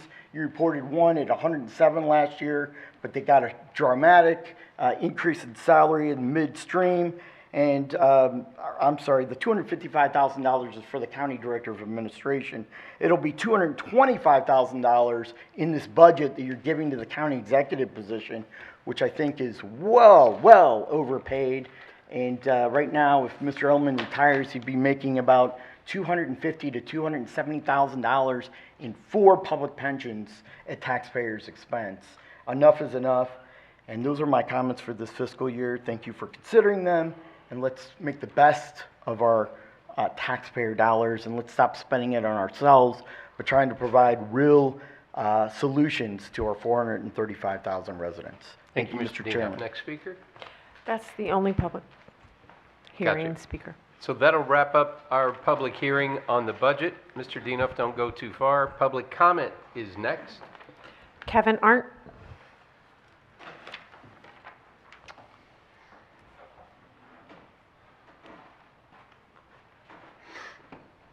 Hi, Kevin. Hi. Good evening, and thank you for giving me the opportunity to speak tonight. I'd like to start with a short story. My wife and I love to walk. We walk to decompress, to talk, and most importantly, to spend time together as a family. We have a 16-month-old son and another baby on the way. Walking is how we introduce him and her to the world. Trees, birds, neighbors, and eventually places like Spring Bend Park and the Katy Trail. But right now we're boxed in. Upper Bottom Road is the barrier between us and those community resources. When we go for a walk, we're forced to walk along the edge of the road next to speeding cars, broken debris, uneven ground, and sometimes we have to step into people's yards just to stay safe. It's uncomfortable as adults, it's frightening when you're pushing a stroller, and it's not something any parent feels good about. On the south side of Upper Bottom Road, in the 6 houses on Upper Bottom Loop, there are 8 young children, kids who are growing, gaining independence, and eventually looking for safe places to explore. These are future walkers, bikers, and trail users. Just recently, we saw 2 young boys walking their bikes along the south side of Upper Bottom Road. They hopped a guardrail to get where they were going. And as we watched them, my wife and I both had the same thought: that's our future son. This isn't a hypothetical problem. Kids are already trying to access these spaces, and they're doing it without safe infrastructure. Spring Bend Park and the Katy Trail are incredible assets. They encourage healthy families, outdoor activity, and community connection. But without safe pedestrian access, they're effectively unreachable to many nearby residents, especially families with young children. I also want to thank Councilman Tim Baker for raising this issue at the last council meeting. It meant a great deal to our neighborhood to know this concern is already being taken seriously. That's why we've started a petition urging the county to consider pedestrian access along the southern side of Upper Bottom Road. So far, 51 residents have signed, with more expected. This isn't just one family asking, it's a growing group of neighbors who believe safety and accessibility matter. We're not asking for luxury, we're asking for safety. A sidewalk that connects families to the park and trail turns a dangerous stretch of road into a community corridor. It tells parents that children matter. It tells kids they belong here. I urge the council to seriously consider the construction of a sidewalk along the southern side of Upper Bottom Road, not just as infrastructure, but as an investment in families' safety and the future of this community. Thank you for your time, and thanks for listening. Thank you. Arnie Dienoff. Regarding proposed ordinances and censorship.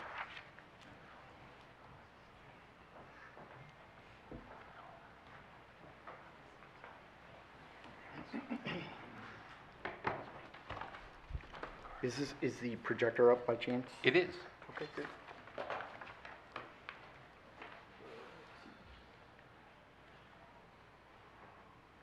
There you go. Good evening, members of the council. Once again, I want to bring some conflicts of interest on the county executive's appointments. The first appointment I'd like to bring to your attention is the appointment of Mr. Joe Quinn of the Planning and Zoning Commission. He's a real estate agent, and I have some serious ethical questions about insider trading, insider information in planning and zoning matters and future subdivisions, and that he's going to profit off of our commission. The next person to the for appointment on your consent agenda, which is like a secret society type place who gives the most to the county executive in contributions, is real estate agent Denise O'Mara of unincorporated St. Charles County, who works for Keller Williams Realty West. I have some serious ethical concerns and serious issues with that. The former real estate agent works for Vision Building Capital and real estate investment firm. So he invests in real estate, which is a serious conflict of interest. Mr. Tom Dempsey has a conflict of interest being appointed on the consent agenda to our county Industrial Development Authority board. He's getting $147,870 in taxpayer money for a lobbyist contract, but yet he wants to serve on a industrial revenue board. So that's highly conflict of interest. Conflict of interest of Mr. John Harshbarger of unincorporated county on the Duckett Creek Sanitary District. Well, right here you could see that Mr. Harburger is the chief engineer of Public Water Supply District Number 2 of both St. Charles and Warren County. And that's very concerning and very detrimental to the governance of the Duck Creek Sanitary District. And I'd like you to look at that and discuss that with the county executive before just putting your rubber stamp and being a puppet on the string, because good old Steve wants you to vote that way. Bill number 54, I believe 18, changing the name of the county road and bridges to the Office of Transportation Planning.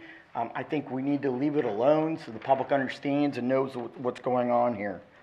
Censorship is objectable, harmful, sensitive, inconvenient. You suppressed information against me at both the November 24th and the December 1st meetings by banning, redacting, filtering to the public YouTube to control public opinion, conceal government actions, and prevent dissent. I'm stating the facts, no secrets. The deputy police chief were a ticking time bomb. They embezzled, they extorted for personal gain contracts for themselves. And so the firing of these two Thank you, Mr. Dino. employees is ridiculous, and I'll make a more presentation at the next meeting. Thank you very much. Thank you. That was final speaker? That was the final speaker. Thank you. So that'll wrap up public comments. Oral report from the county executive. I think Michelle McBride, Michelle still here? She wanted to be recognized, so I'll yield my time to her. Thank you.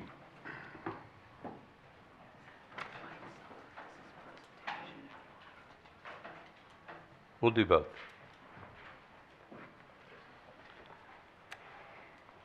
Good evening, distinguished members of the council. I wanted to come tonight. There are a lot of untruths flying around online on various forums like Facebook and Next Door Neighbor, etc. So I think it's always important that we try to put the facts out there, because while the truth is busy putting on its shoes, those lies are flying around the world very quickly. One of the things that has been put out on social media is that there has been a failure in the collector system. There has been no failure in the collector system. Tax bills were accurately calculated, tax bills were mailed timely, and that is what the law requires. We have ongoing software enhancements that are being uploaded into the system, and there has been a few bills that are not available through the online payment portal. State law does not demand that people can pay online. That is something that we put there. We like to have it there available for our taxpayers and our constituents. And if people want to pay online, they can still pay online through their own bank's bill pay site, which will cost them nothing. If they go through the collector's payment site, there's a processing fee because there's a third-party payment processor. So if somebody has a bill and they prefer to pay digitally online, we are highly recommending they use their own bank's online bill pay system, because it's likely free for them, and then they can still do it from the convenience of their home. We are suggesting that they initiate those before Christmas, and the reason for that is because too many Januaries come around, and people call the collector's office and say, well, I initiated that on December 31st, and their bank's own website said it wouldn't be delivered till January. Missouri's law is an absolute delinquency date. Property taxes are delinquent on January 1st. So if someone goes to their bank's website on December 31st, it is not going to be delivered before that delinquency date. And state law mandates the collection of late payment, penalty, and interest.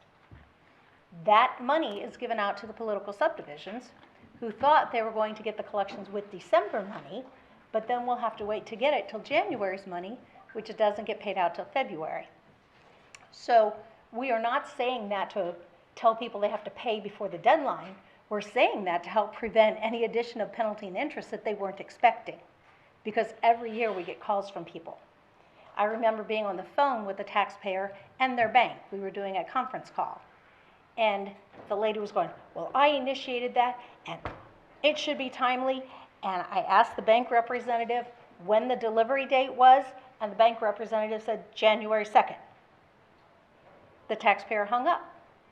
So the reason for our educating and the additional public service announcements are, we don't want people incurring those late payment penalty and interest. We want to educate them on other options and make sure they don't incur those by waiting and doing it when it's too late and likely going to be after the delinquency date. This also happens a lot with the post office. There's recently been another bulletin put out by the post office. You may or may not realize that most of the mail that you deposit in the St. Charles County Post, or the St. Charles City Post Office right here, goes downtown St. Louis to get a postmark. And there is no guarantee that if you put that in that drop box, and more than likely you put that in that drop box after 5 o'clock on December 31st, it is going to get a January postmark. And state law says property taxes are deemed paid as of the postmark, the USPS postmark, on the envelope or other cover in which the payment is received. So we are trying to educate the public because it's hard for them to know the laws. I mean, it's hard for some of us to know all the laws. There's a lot of them. So if it's not something you work with every day, it's something that you may be out there misinforming others about when maybe you're not intending to. So I wanted to remind you all, we have a January 1 absolute delinquency date in the state of Missouri.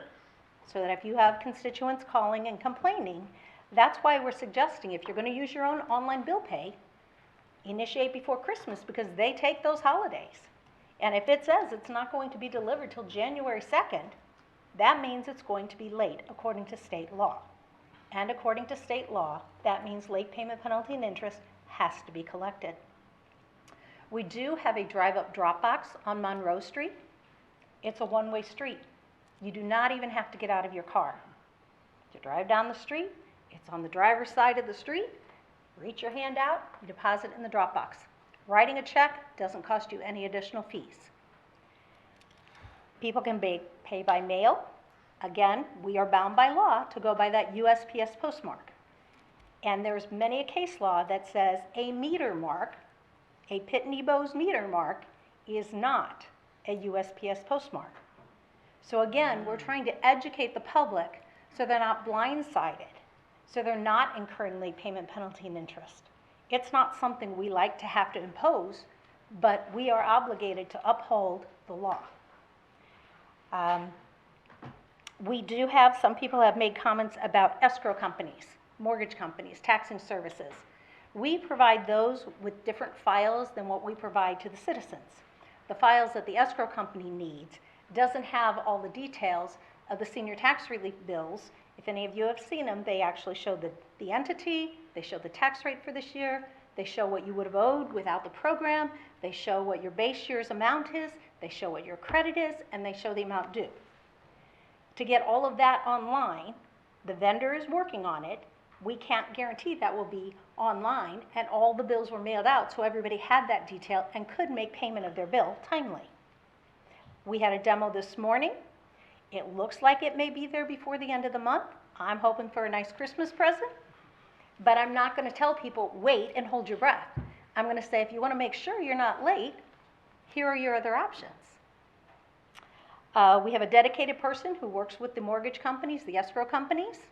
When they contact us, we give them the information. They got a file at the beginning of December. They got another supplemental file this morning. So we have a person dedicated to helping those companies make sure they're paying taxes out of escrows timely. Those are the biggest things that I've seen. If anybody has any questions, I'm happy to answer them for you. I just want you to have the facts because there's too many untruths flying around. Mr. Brazel. Yeah, I sent you an email I got from a constituent. I copied the council and sent it to you today. I don't know if you saw it, but Not yet. a couple things you had on that letter Joe, coming can from. you pull that mic in A front? couple of things you said have coming from your office is that you guys don't respond to emails. When we get to this time of year, I have 20 staff members. 5 of them are service window people, 15 are on the phones. The county's phone system will only allow 100 incoming calls for the entire county. Twice today, we knew there were calls in the queue, we're trying to get them, and all of a sudden the queue was dumped. So we couldn't get to those. Is this the We first? got over 200 emails over the weekend. So when we get to this point in December, we cannot respond to every email individually. What we have is a response that says, if you're emailing for this, if you're emailing for this, if you're emailing for this, if you're emailing for this, we give them all of the steps to accomplish what most people would be contacting us about. It also says on there that technical issues doesn't negate late fines. It doesn't specify where the technical issues arise from. So does that mean that if it's technical issue on your part or their part? It means if you try to pay online at 11:58 p.m. on December 31st, and there's too much online traffic, that doesn't give you an extension to pay. Missouri has an absolute delinquency date of January 1st. No, but Bills are due from the moment you get them till the time you pay them. I'm asking if you guys have technical issues because, like, from what I understand, people last week were in line 2 hours to pay in person, and some people were just leaving, and so you had That's not a technical issue. That is a space constraint. well, but if a person like myself doesn't get online and do stuff like that and goes home and We tries have to a figure out. Dropbox in the lobby. We have a drive-up Dropbox on the street. If I had 100 staff members, let's put this in perspective for a minute. We issue 400,000 bills, okay? 400,000 bills. We have 20 staff members to assist at the window and on the phones. We have people that deal strictly with the incoming mail payments. Michelle, this happens every year, so it's not like, It's the this is not a volume. surprise, okay? So our job as elected officials and as public servants is to serve the people, okay?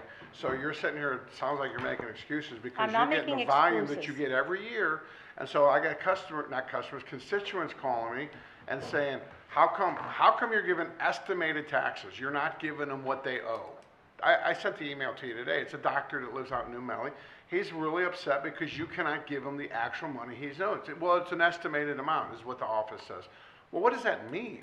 How come you don't have the amounts that people owe so they can pay their bill? We do have the amounts that people owe. But some are getting estimated amounts. Okay, well, I'm going to have to look at your email because I've not seen it yet. I was busy doing an advance to the political subdivisions for their funds. We're giving away $44 million tomorrow in advance.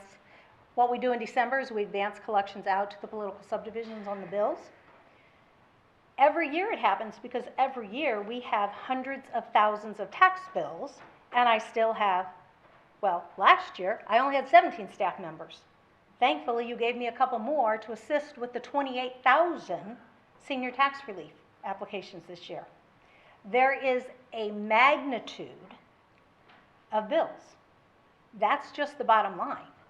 There is a magnitude of bills, and it all happens in a very short period of time. The collector's office is not guaranteed tax rates until October 31st. That's the statutory deadline to get tax rates. You're also telling the senior tax relief that if you don't get it on there, you come revisit it, and we'll revisit it later, at a later date, from what I don't understand. You're not giving them their tax relief, but you're going to adjust it at a later date. If we discover that there has been an error, we will adjust it at a later date. I've talked with my legal counsel about that already. It's no different than when somebody protests their assessment and they go file with the Board of I'm just saying, Equalization. we're the ones that or get they the brunt file of with the State Tax these kind of Commission. problems that come into us, and everyone's complaining to us of how dysfunctional And I'm everything is. trying to educate you so that you can answer them truthfully with the facts. Not just with blatant whatever mud you want to sling around. It's not my money. I sent it to you and you didn't read it, but it was a whole litany I of will stuff, get and it to was it. based on coming out of your office. I will read it tomorrow. I mean, I made sure I was up here at 5:30 as I was asked to be for the budget meeting. There's only so many hours in a day. Mr. If I could. Go ahead, I'm done. No, I just have a question for you, Mr. Brazel. Is this dealing with the senior tax or just normal taxes are you referring No, to? that was one portion of what the list. I sent you the letter as well. It Okay, was because very- I'll be honest, I didn't get mine in the mail, so I did what I needed to do is I went online, I typed in my address, I got it, I saw what it was going to cost for me to pay by credit card, and I gasped, and I said, oh, I can pay by check, and I think it was $1.15, and I just put it in, my checking routing number and everything else, and then I had an email confirmation in a matter of literally minutes. Same. I mean, I think a lot of us going digital from old school paper used to show up. I don't trust the USPS at all anymore. I don't know about how the rest of you guys feel. Stuff shows up late all the time. Knowing that I have to pay it on my own, I just went online and did it and it was done. Now my wife's, hers showed up and she mailed it in. you know, so be it. We're in the same house, and I don't know why I didn't get mine or anything else, but I'm not going to blame the department. I blame USPS for it more than anything else. But for a $1.15 convenience fee, not to have to drive down and do the drop box, I don't know about you, I'll pay the $1.15. I said, these are not my words. I sent it out to everybody. It was this guy, this doctor I've known forever, and he wrote everything down. It was very organized in what he wrote out. And those are just his complaints. And if, in fact, they're true, which I'm sure they are, I would think they are, then They may or may not be true. then he's got some, you got We've some got issues. a lot of public that say things from this window at the assessor's office, and their whole story changes by the time they walk 10 feet over to the collector's office. I'm not saying one way or the other. I have not read it. But I always thought in America, you were innocent until proven guilty. Well, you're never getting proven guilty. You're getting questioned on the functionality of your office, that's all. But Any other questions? no, I'm done. Any other, Mr. Baker? Yeah, Michelle, could you just reiterate, I know we've seen it ad nauseum, but how much of our tax bill does the county collect? The county general revenue fund gets $0. Zero. Okay. And the senior tax bill, I know I've gotten some complaints that, oh, I'm still paying more than I was last year. Can you explain that? Yes, the reason some individual tax bills are larger in '25 than they were in '24 is because the bonded indebtedness does not get frozen and the state portion does not get frozen. The state legislators exempted the state portion of your tax bill from any increase in valuation that might affect a higher tax. The bonded indebtedness, voters approve bond issues. And when they approve those bond issues, they're saying to that political subdivision, we commit to paying the debt. And so we can't impair their bond contracts.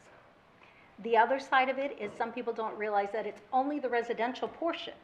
So I'm not sure if your district has a lot of mixed-use parcels that have residential and agricultural. I had a lady today I assisted. Her residential value was exactly the same in '25 as it was in '24, but her agricultural value went up. So that means the new tax rates apply to that higher new agricultural value, because we have to split the taxes between what's residential and what's agricultural for the senior tax relief program. So even though people have had their taxes frozen, some are getting larger bills because the bonded indebtedness increased. There's a column where they can add up the credits and see what their savings were. And I've seen bills with zero savings, and then I've seen agriculture at the bottom that has increased the amount of the tax bill, or the bonded indebtedness has increased it. Or if your assessed value went up, that 3% that goes to the state is going to go up. So that was all part of the state legislatures. Did we not freeze program. the agricultural portion of tax bills? It's on the homestead, the residential value only. It's just residential only? Yes. So Thank that's what I'm saying. There's so much untruth. Okay.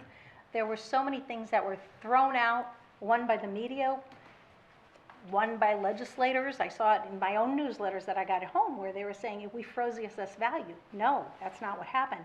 Some said they froze the tax rates. That is not what they did. And they exempted the state from it. And of course, we can't impair the bond contracts. So when those bonds get paid off, then assuming we don't have any other ones, then these people will start realizing more savings? Is that what you think? I believe savings will grow. Big things usually have small beginnings. You know, this was year one. This wasn't meant to be a windfall, I don't believe, in year one, because you have to look at the flip side. The $5 million that the taxpayers saved means the political subdivisions who provide those services that you rely on aren't getting that $5 million. So I believe it was meant to be a gradual savings, so as not to totally impair those political subdivisions. Thank you. Mm-hmm. Can seniors now see their tax bill online? Not yet. Not We're yet. still working with the software vendor to have those available online. We're also working with our own IS department because we have a reprint program where we can pull them up. And so I'm trying to see if they can hook that to our website so they could at least view them online. Have they all gotten paper bills? Yes, all the paper bills were mailed out. Okay, so paper bills were out, and hopefully we'll be able to see online soon. That's the goal. We keep working with it. We had a wonderful demo this morning that made it look much more promising than it has looked. Excellent. Any other questions? Yes, sir. Mr. Chairman, Inquire, please. Michelle, you came and talked to us, 10 days, 2 weeks ago. Mm-hmm. And you said you were having problems with your vendor. Mm-hmm. you mentioned the vendor again just now, and also our IS. I just want to make sure, are you getting the services you're asking for from our IS folks? Our ISDP people have been very good about assisting and trying to fill the gap where the vendor And has if they're failed. not, you'll let me know, right? Oh, absolutely, yes. I mean, we started with the vendor. I turned this in September of '23 when we passed the first ordinance. And my IS representative and myself have been on them continually. And we got a functional design in April. We marked it all up. We sent it back to them and said, no, this has to work this way. This has to work this way. Then we got crickets. We took turns. My IS person would contact him. I would contact him about every other week. And Gotcha. Well, we thanks can do very what much we can do. for the update. Mm-hmm. We appreciate that. Thanks for all the work you're doing, Michelle. County Executive, I believe you had something else. Well, Mr. Summers is available to make his report tonight if you want to hear it. Otherwise, we could push it back another. He's on his way. There he is.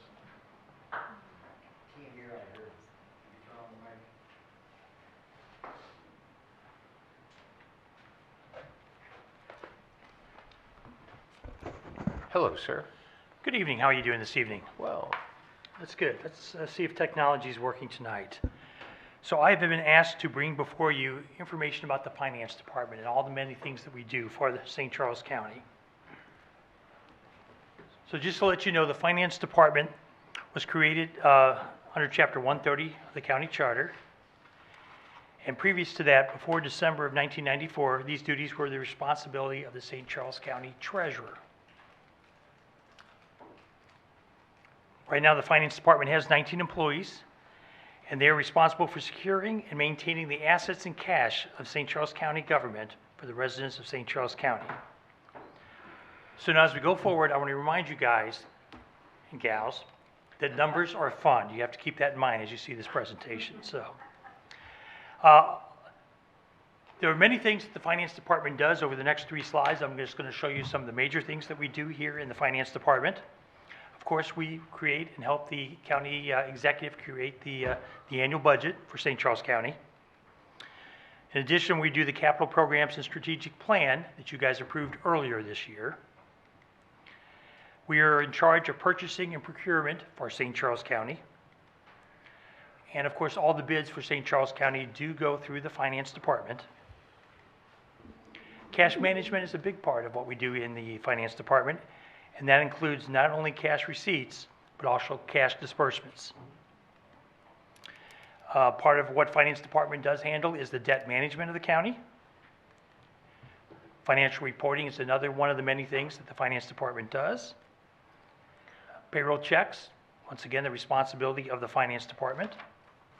And the investments for the St. Charles County are also part of the finance department. We take care of the fleet management, all the vehicles for St. Charles County. Fixed asset tracking is one of the many things that we do there in the department. We're in charge of the county liquor licenses. We are in charge of many of the sunshine law requests that come to the registrar's office in writing. And of course, the personal financial disclosure that many of you have to fill out, including the elected officials and department heads, that also happens through the registrar's office. So with the annual budget, many times I am asked, what is the total revenue for St. Charles County? Well, if you look at all funds, going back to 2022 and going forward, you can see that it's nearly $400 million a year for the annual budget for St. Charles County. When it comes to the capital plan, and this is all the capital improvements and other capital expenditures which are proposed during the ensuing 5 calendar years. And when you look at the numbers there, you can see that this number basically is going to be about $90 million for each of the next 5 years as we go forward. As far as purchases and procurement, basically, let's see here. Oh, let's get to the next slide. There we go. Each year, when you look at the number of purchase orders that are processed by the finance department, that number has exceeded 10,000. And probably for 2025, by the time we get to the end of the year, there'll be over 12,000 purchase orders that will be processed by the Finance Department. When it comes to the number of bids in St. Charles County, you can see over the last couple of years, the number continues to increase, and probably for the year 2025 will be around 175 bids that will be processed in the Finance Department.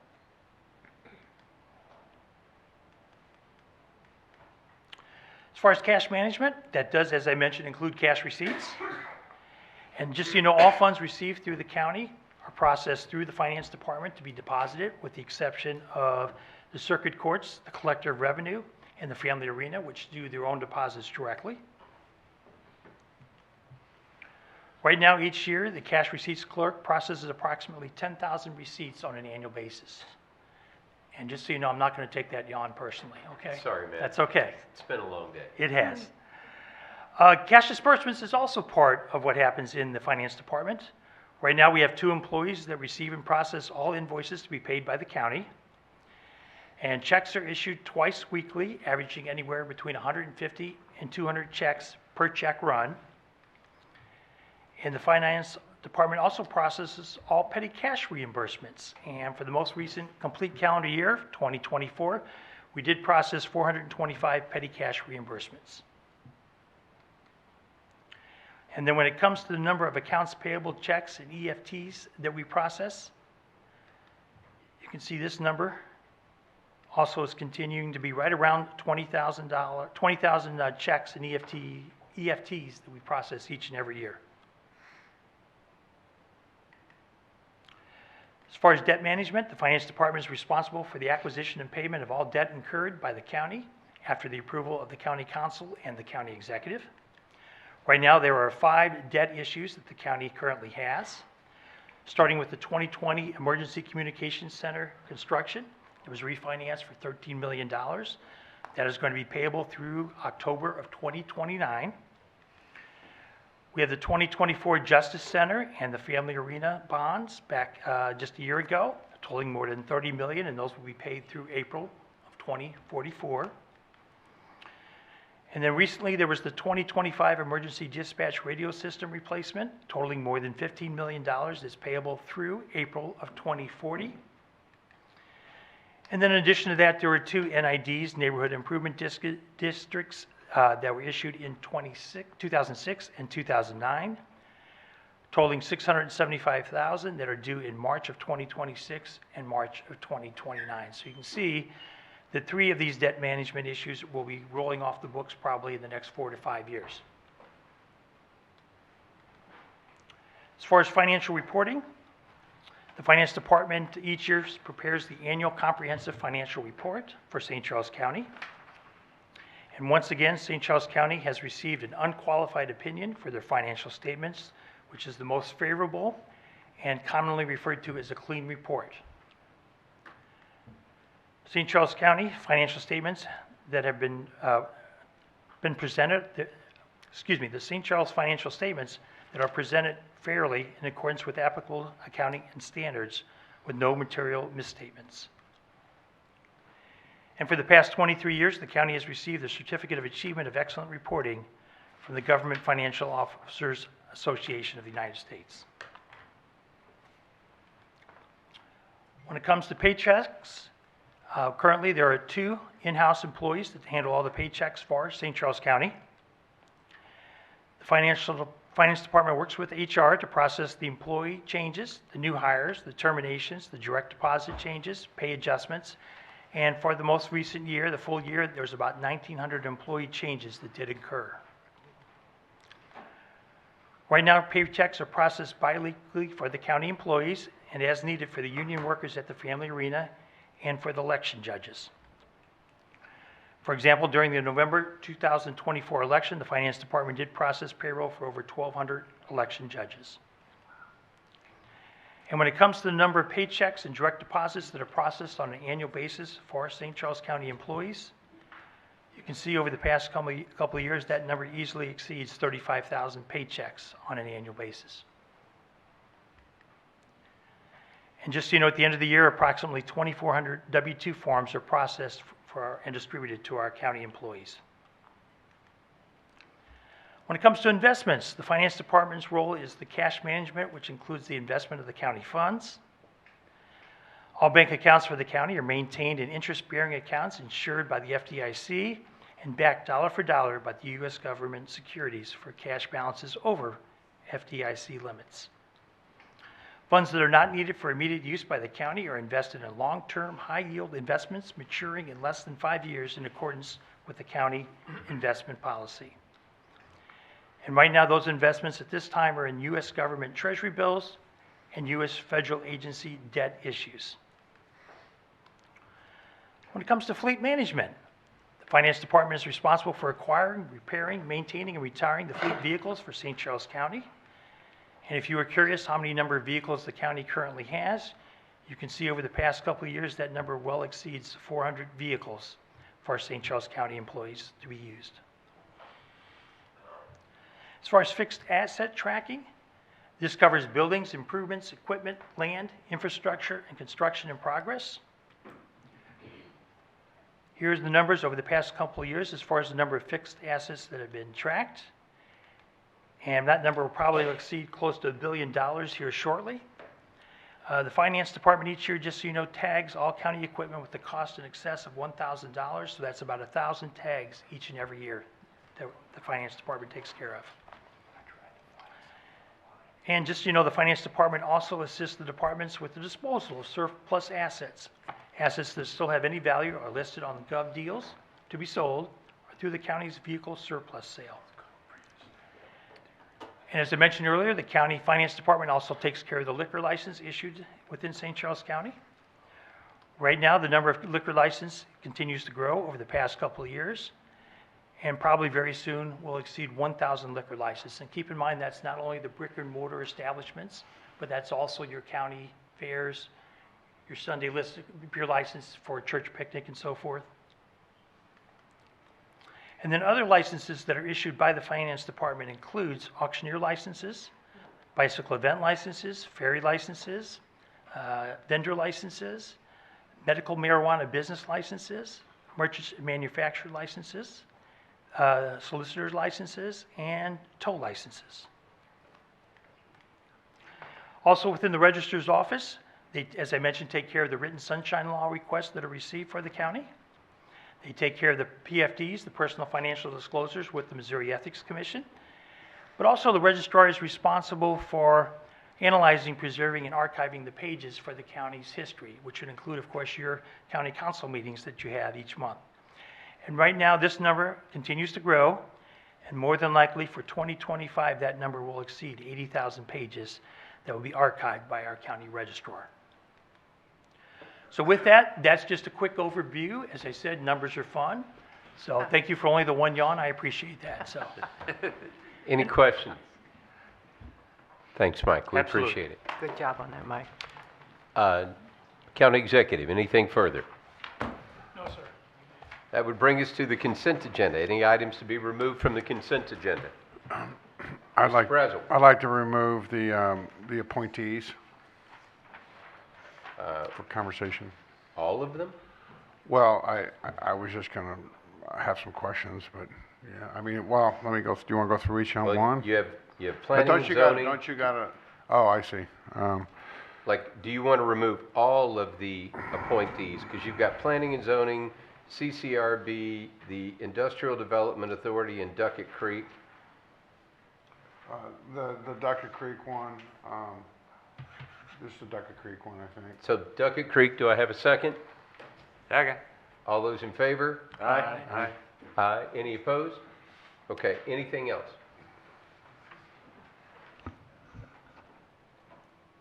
Seeing none, No, I was going to make a motion to approve the Motion rest to of the approve. consent agenda. do I have a second? Second. All those in favor, say aye. Aye. All opposed?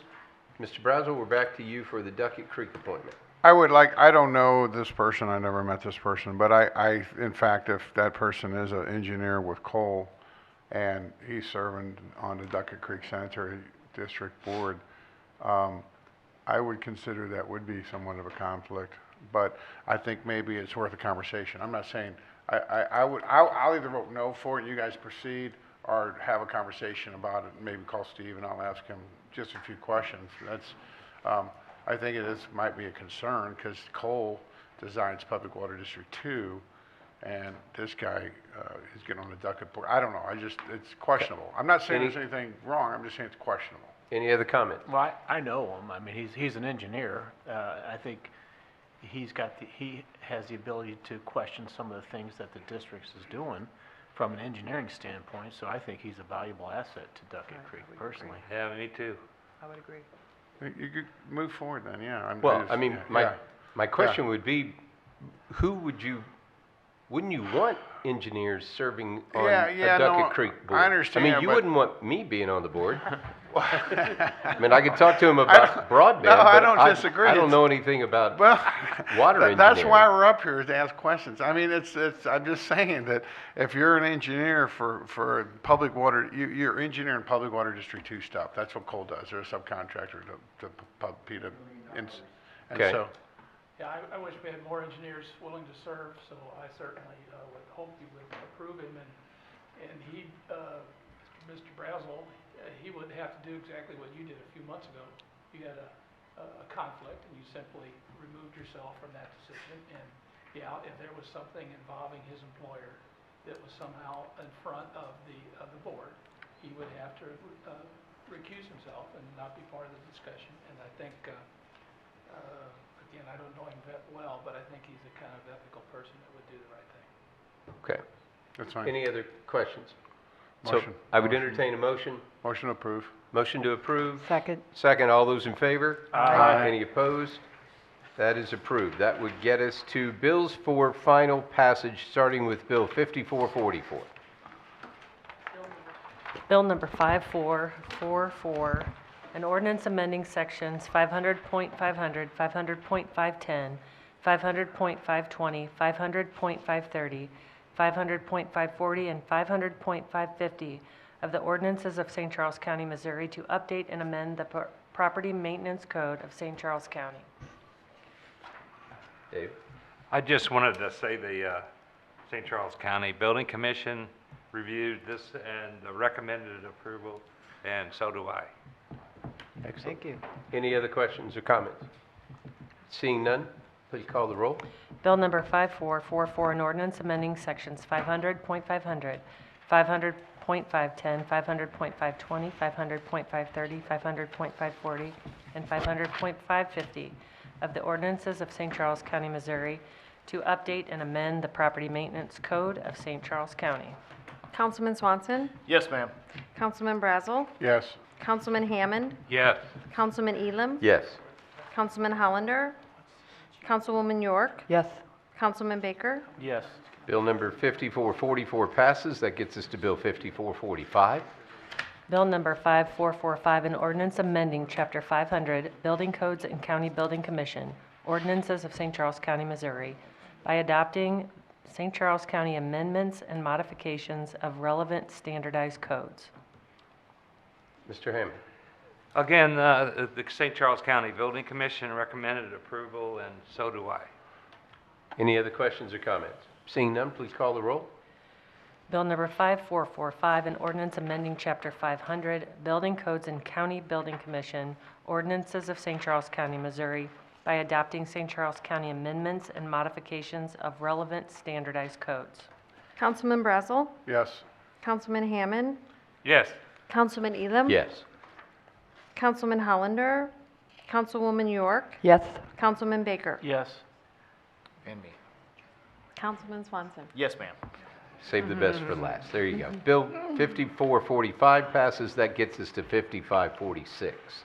Bill number 5446, an ordinance amending the 2025 budget adopted as ordinance 24-106 as amended by transferring unencumbered appropriations between line items in the general fund and the fleet management fund.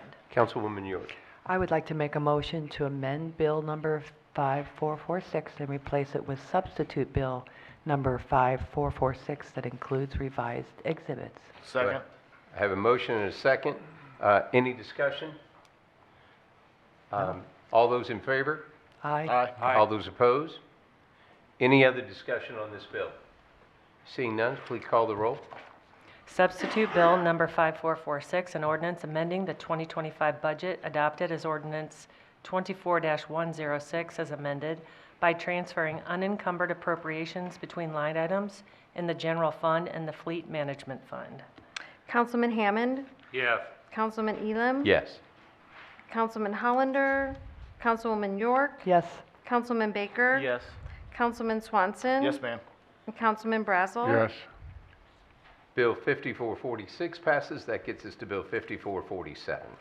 Bill Number 5447, an ordinance adopting and appropriating the fiscal year 2026 budget for St. Charles County, Missouri. Councilwoman York.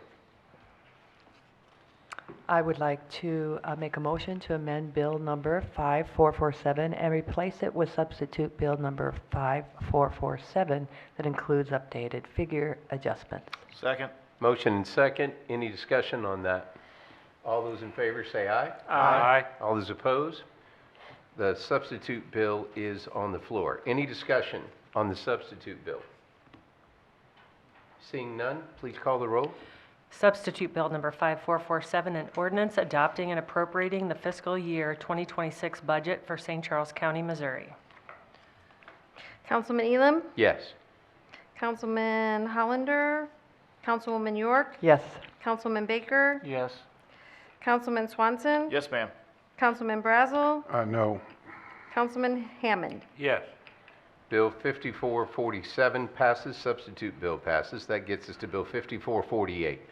Bill Number 5448, an ordinance amending sections contained within the Personnel Administration Plan, Chapter 115 of the Ordinances of St. Charles County, Missouri, repealing Sections 115.360, 115.790, 115.810, and 115.860, repealing and replacing Section 115.720, and establishing Section 115.335, all concerning the Personnel Administration Plan, including but not limited to benefits. Any questions or comments about this bill? Mr. I got a Bradley. question. Thank you, Joanne, for answering most of my questions. I have the one question that, that you did answer, but I still have a question about it. It's on page 15, and it's paragraph H, where you say in here that records related to employment investigations, to privacy integrity, to encourage honest participation, to prevent retaliation or gossip, and to maintain fairness and objectivity. All investigations, memorandums, and materials related to an investigation shall be held confidential and not released absent permission from the Director of Administration. Does this mean that if there's questions that the council has, that you're going to consider that private and not include the council in close personnel matters? You're asking about it during an employment investigation? That's what this says. It says that, yeah, if there's a question, whereas before, the council would always be involved and or at least you would give us a heads up on what's going on. What this does is this lets you determine what is private and secret and not include the county council on that information, which I think is 100% wrong. I don't think it says that at all. Well, that's how I read it. It says that you can determine what is privileged and what should be, what related to not released absent permission from the Director of Administration. That means that we want to get in. It does it, tell me where it says that, I mean, it says records related to employment investigation, to preserve integrity, to encourage honest. It doesn't say members of the public. It says in general. There isn't any requirement to list every single member of the government when we're amending the personnel administration program. This is a confidentiality provision that's meant to shield the employees' information from being what you're made doing public. is It has absolutely no impact Well, I won't on support this bill. the If you guys read it, council's authority there's so many changes, or it doesn't the even make any ability sense. to be briefed in a closed session. It does not impact that whatsoever. I won't support this bill because of that. It doesn't make any sense. Any other questions? Seeing none, please call the roll. Bill Number 5448, an ordinance amending sections contained within the Personnel Administration Plan, Chapter 115 of the Ordinances of St. Charles County, Missouri, repealing Sections 115.360, 115.790, 115.810, and 115.860, repealing and replacing Section 115.720, and establishing Section 115.335, all concerning the Personnel Administration Plan, including but not limited to benefits. Councilman Hollander, Councilwoman York, Yes. Councilman Baker, Yes. Councilman Swanson, Yes, ma'am. Councilman Brazel, No. Councilman Hammond, Yes. Councilman Elam. Yes. Bill 5448 passes. That gets us to 5449. Bill number 5449, an ordinance approving the Transportation Improvement Plan for fiscal years 2026 through 2028 and corresponding intergovernmental agreements. This bill includes a revised Exhibit 1 and accounts for the Lake St. Louis Boulevard funds that were moved to the highway in completion. With that, any questions or comments? Mr. Baker? Yeah, I'd like to add the sidewalk along Upper Bottom to this project, to this tip. I know there's some concerns about the engineering, but I don't think that I don't think it's something we couldn't overcome. And of all the projects that we see that aren't funded, I mean, this one makes a lot of sense. I mean, like I said, Upper Bottom should have had a sidewalk when they built it. I get it why they didn't. It's because of funding. Well, we're in a position now we ought to fund it. We've got a park that the neighbors can't get to safely, and I'd like to add the funding for that sidewalk project. What's the funding? How much?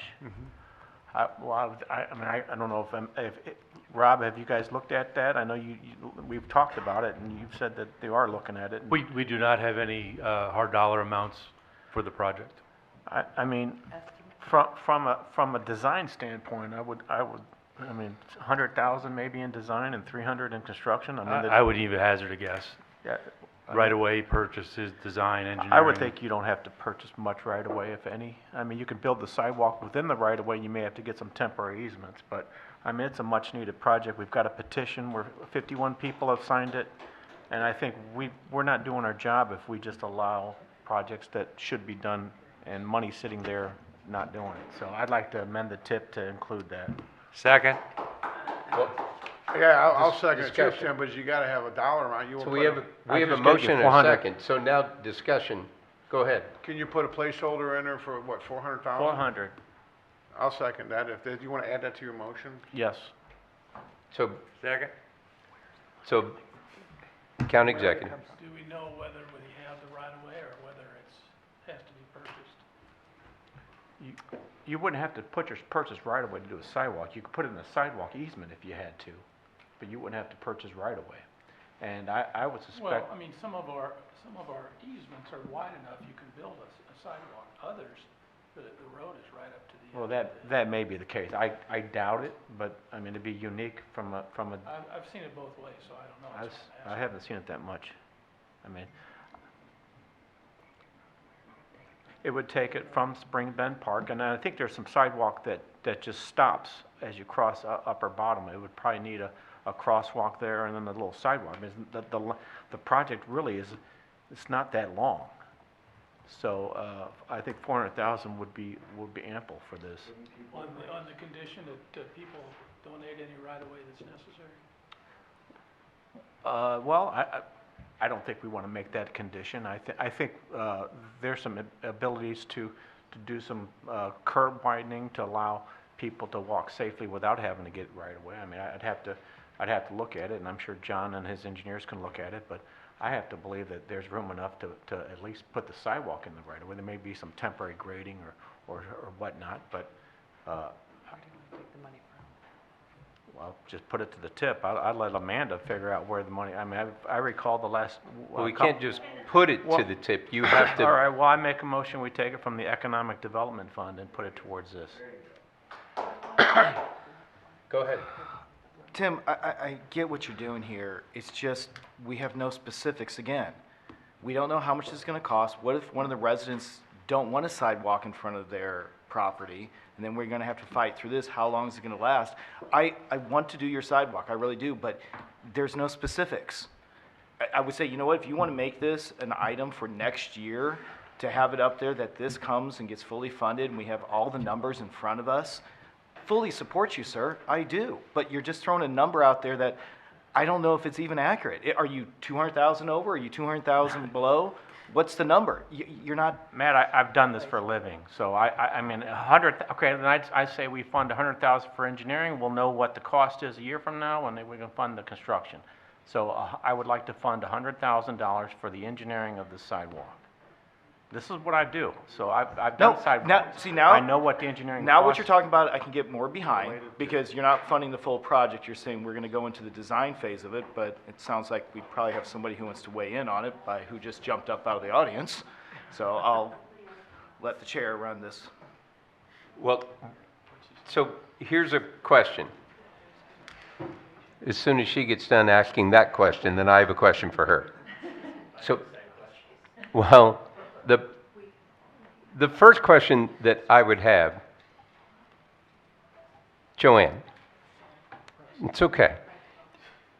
Don't we have the ability to amend the tip in the year? Can't we, so let's say to what Mr. Swanson is asking of Mr. Baker.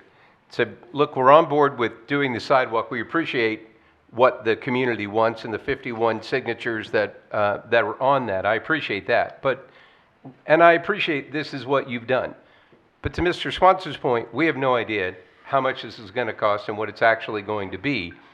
Can we not amend the tip within the year so we don't have to wait till this time, 2026, to get it? But once we have the figures, can we then amend the tip to match the figures so we can do it?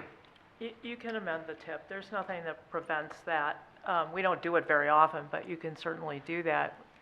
I think what you're doing is kind of instructing the highway department to make the application through the road board, because that I know of, you've never gone around the whole road board's process a recommending before. body, and so. They are a recommending ultimately, the decision rests with us, if that's not, am I correct?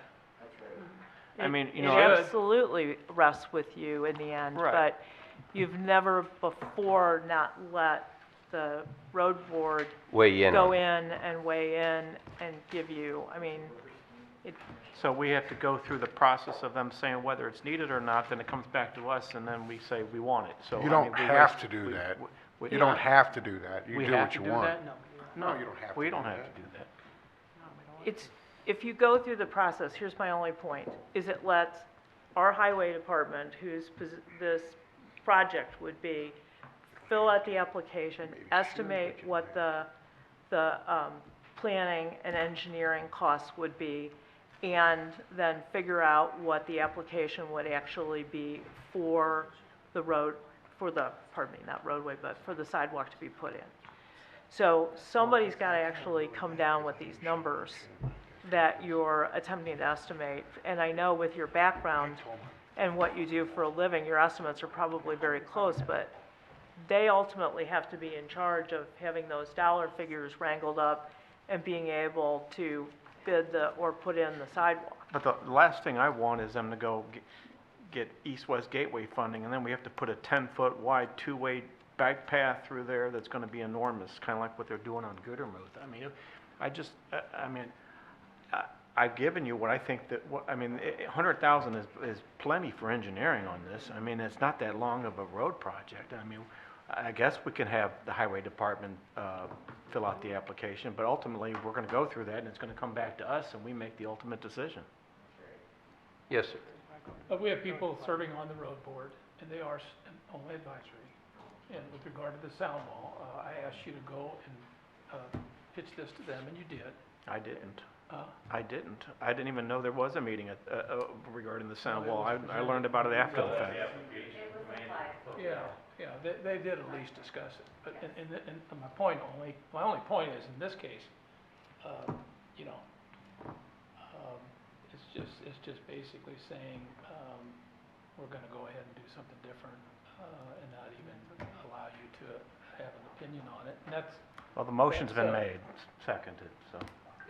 And we're in discussion right now. So what I'm trying to understand is, where is the money coming from?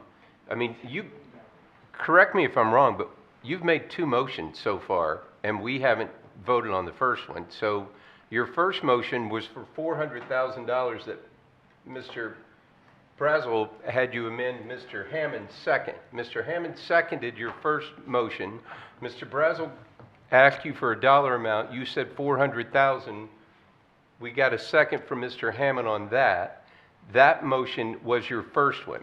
Then you made a motion for $100,000 of engineering. So we have, That's a substitute motion, I thought. Yeah. so I'm working on clarification here, okay? So right now, from what I understand, if I have your motion correct, you want to make a motion to move $400,000 for, no? $100,000. $100,000 to do some planning and design. He hasn't amended the first motion yet. I still have the other motion on the table for 400,000. That wasn't recalled. I'm not going to speak for Mr.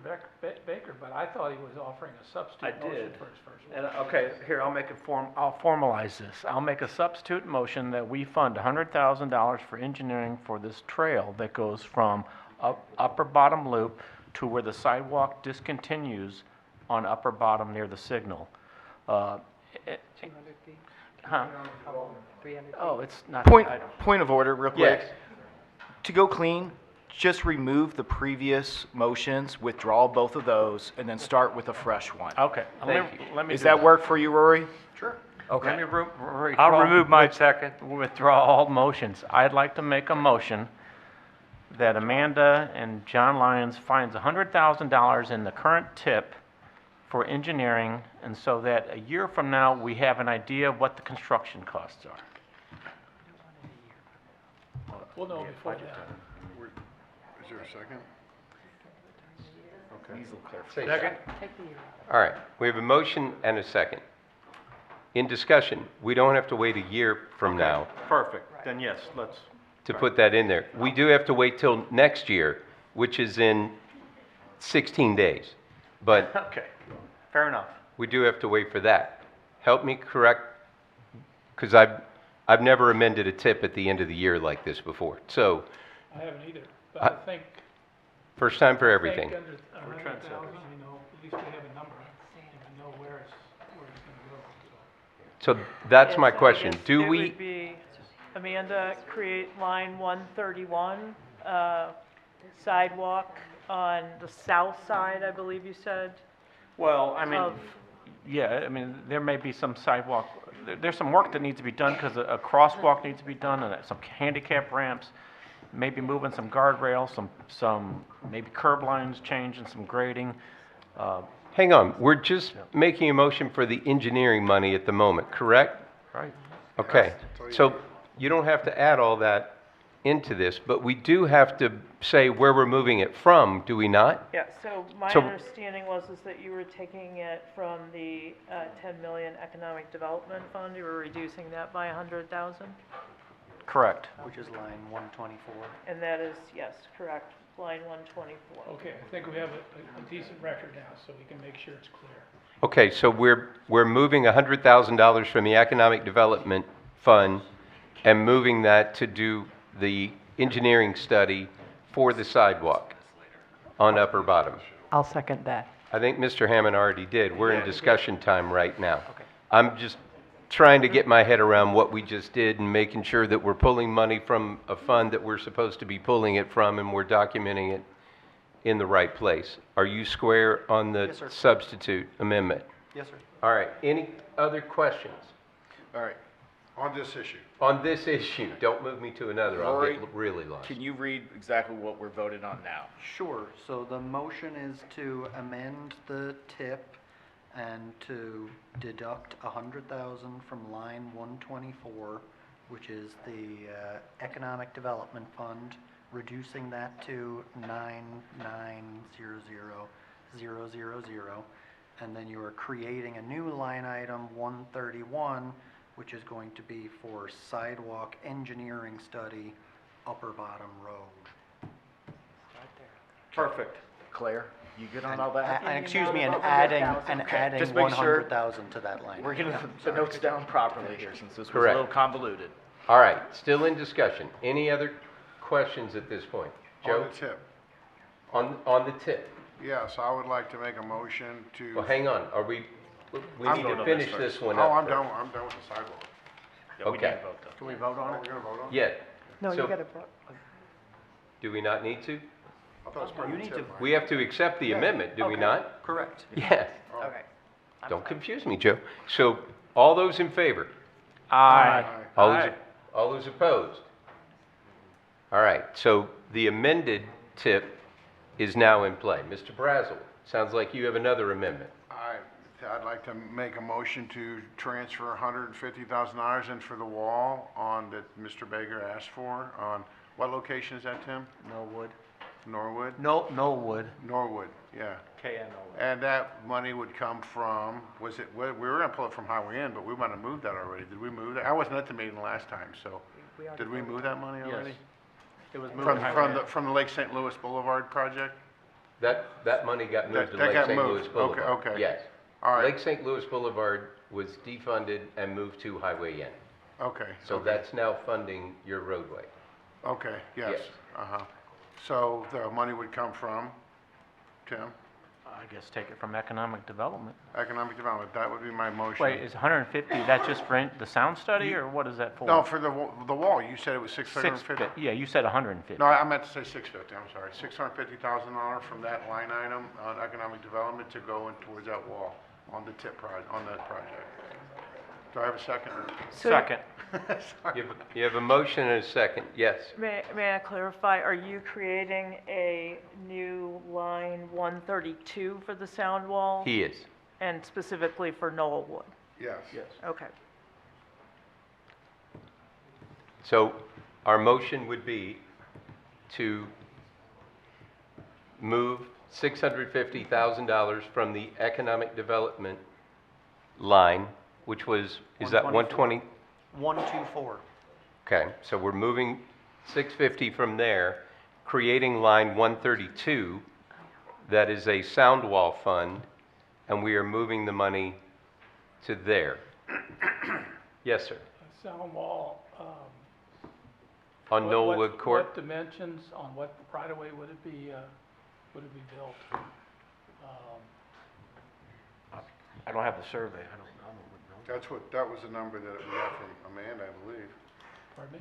That's the number that Mr. Baker came up with at the Didn't you last get it meeting. You got it from her, right? Well, 550,000 is what I understood the cost of the actual construction is, with the 100,000, which is I threw in there for updating a sound study and let us know how high the wall needs to be, and you know, I'd like to make sure if we do a wall and we pay the money to damper the sound, that we're actually making a difference. So, you know, there would have to be a sound study, and that's the 100,000 in the construction. So, that was my thinking. The cost in there was the square footage for, like, what Mona had in their original study, just FYI. Okay. So we have a motion and a second. Any further discussion on this? Yes, sir. Can we even build a sound wall there if it's in MoDOT right away?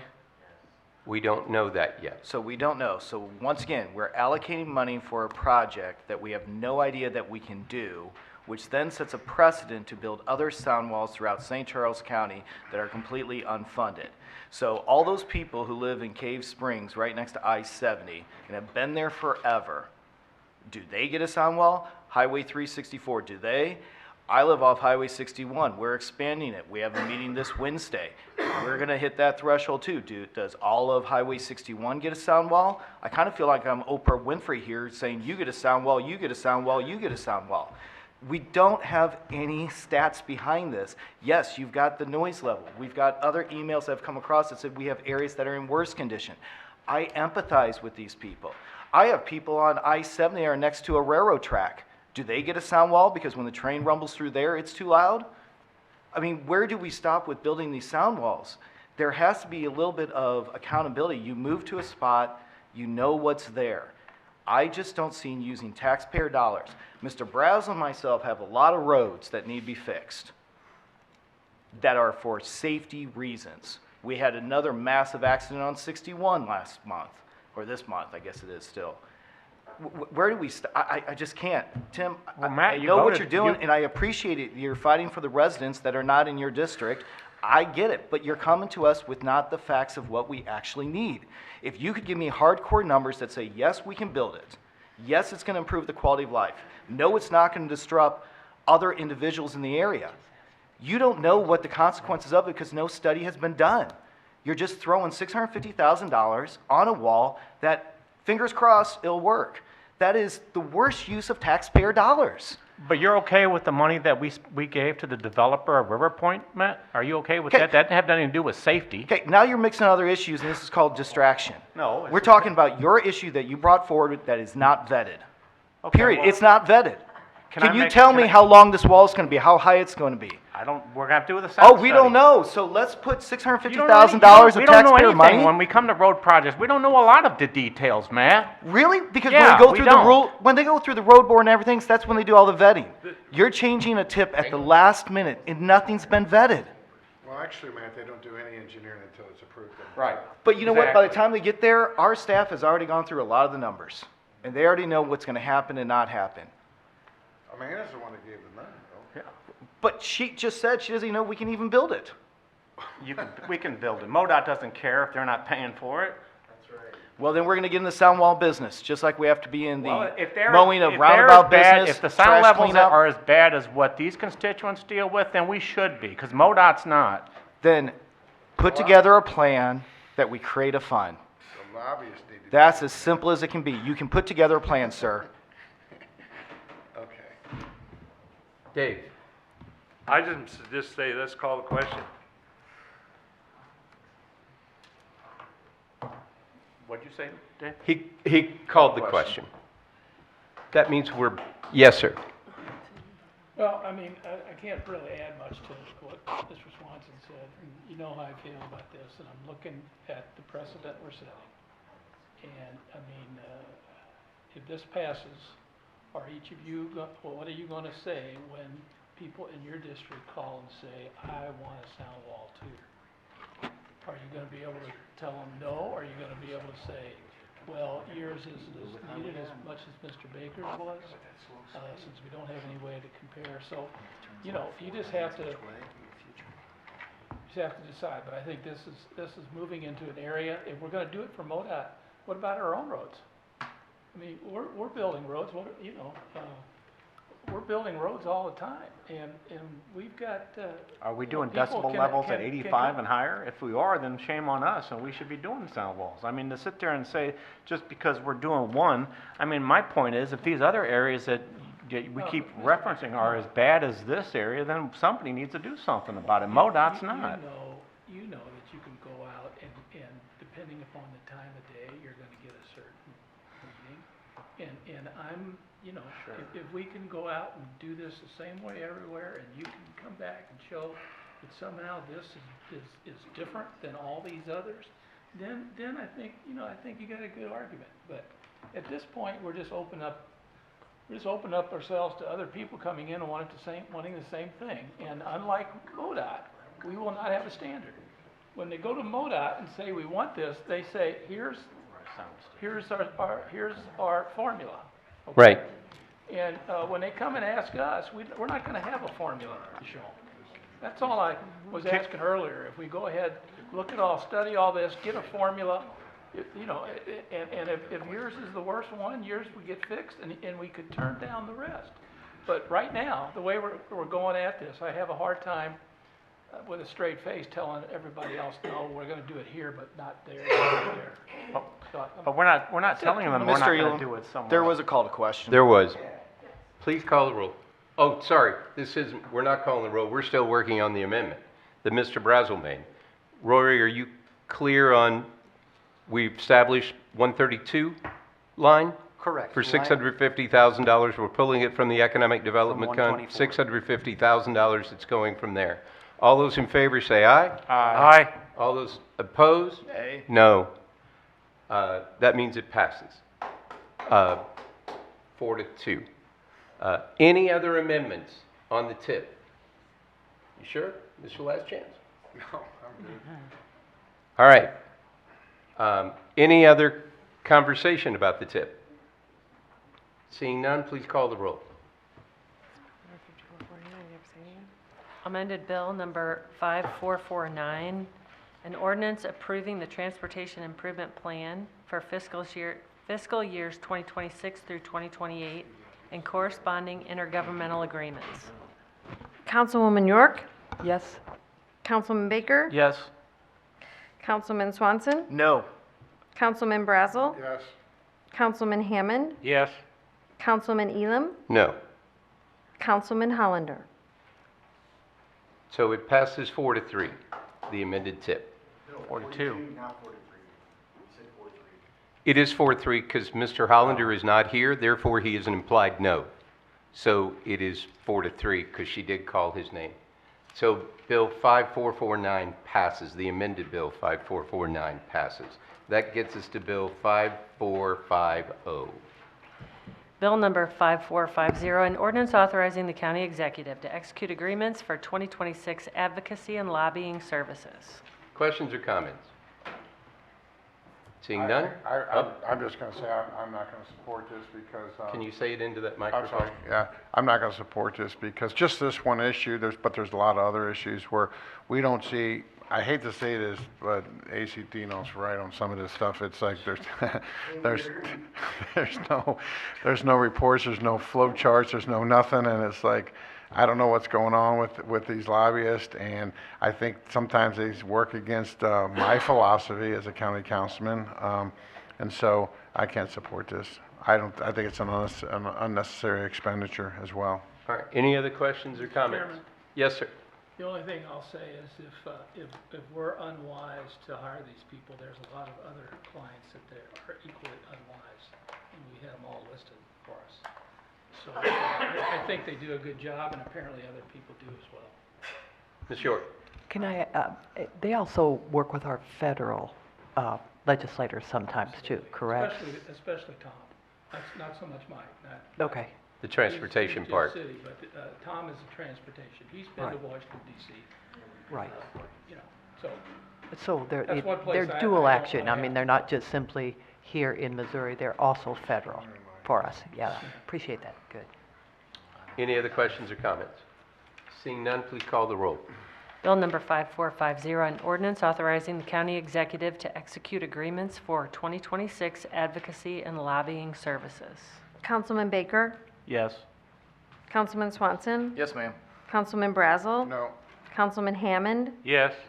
Councilman Elam? Yes. Councilman Hollander?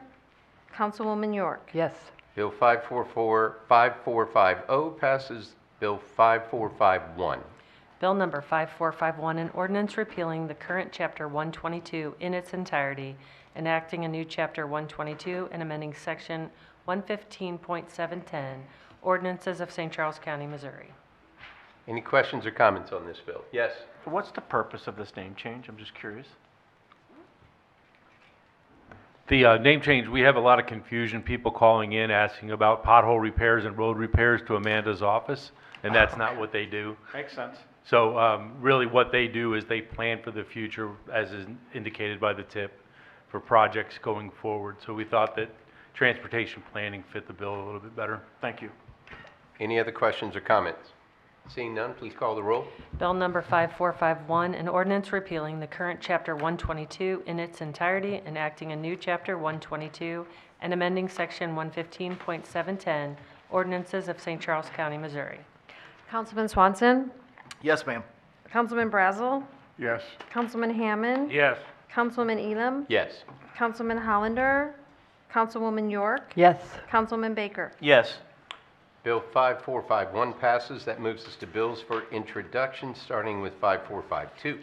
Bill Number 5452, requested by Mike Hurlbert, sponsored by Mike Elam. An ordinance authorizing execution of an agreement relating to St. Charles County's Urban County Community Development Block Grant Program, or Urban County CDBG Program, namely a 2025 subrecipient agreement between St. Charles County and the City of St. Peters to operate and run the city's CDBG programs and services. Any questions or comments about this bill? Seeing none, we'll move to 5453. Bill Number 5453, an ordinance authorizing the county executive to execute an intergovernmental agreement with the curators of the University of Missouri-Columbia contracting on behalf of the Center for Applied Research and Engagement Systems. Questions or comments about this bill? That gets us to 5454. Bill number 5454, requested by Sheriff Scott Lewis, sponsored by Mike Elam.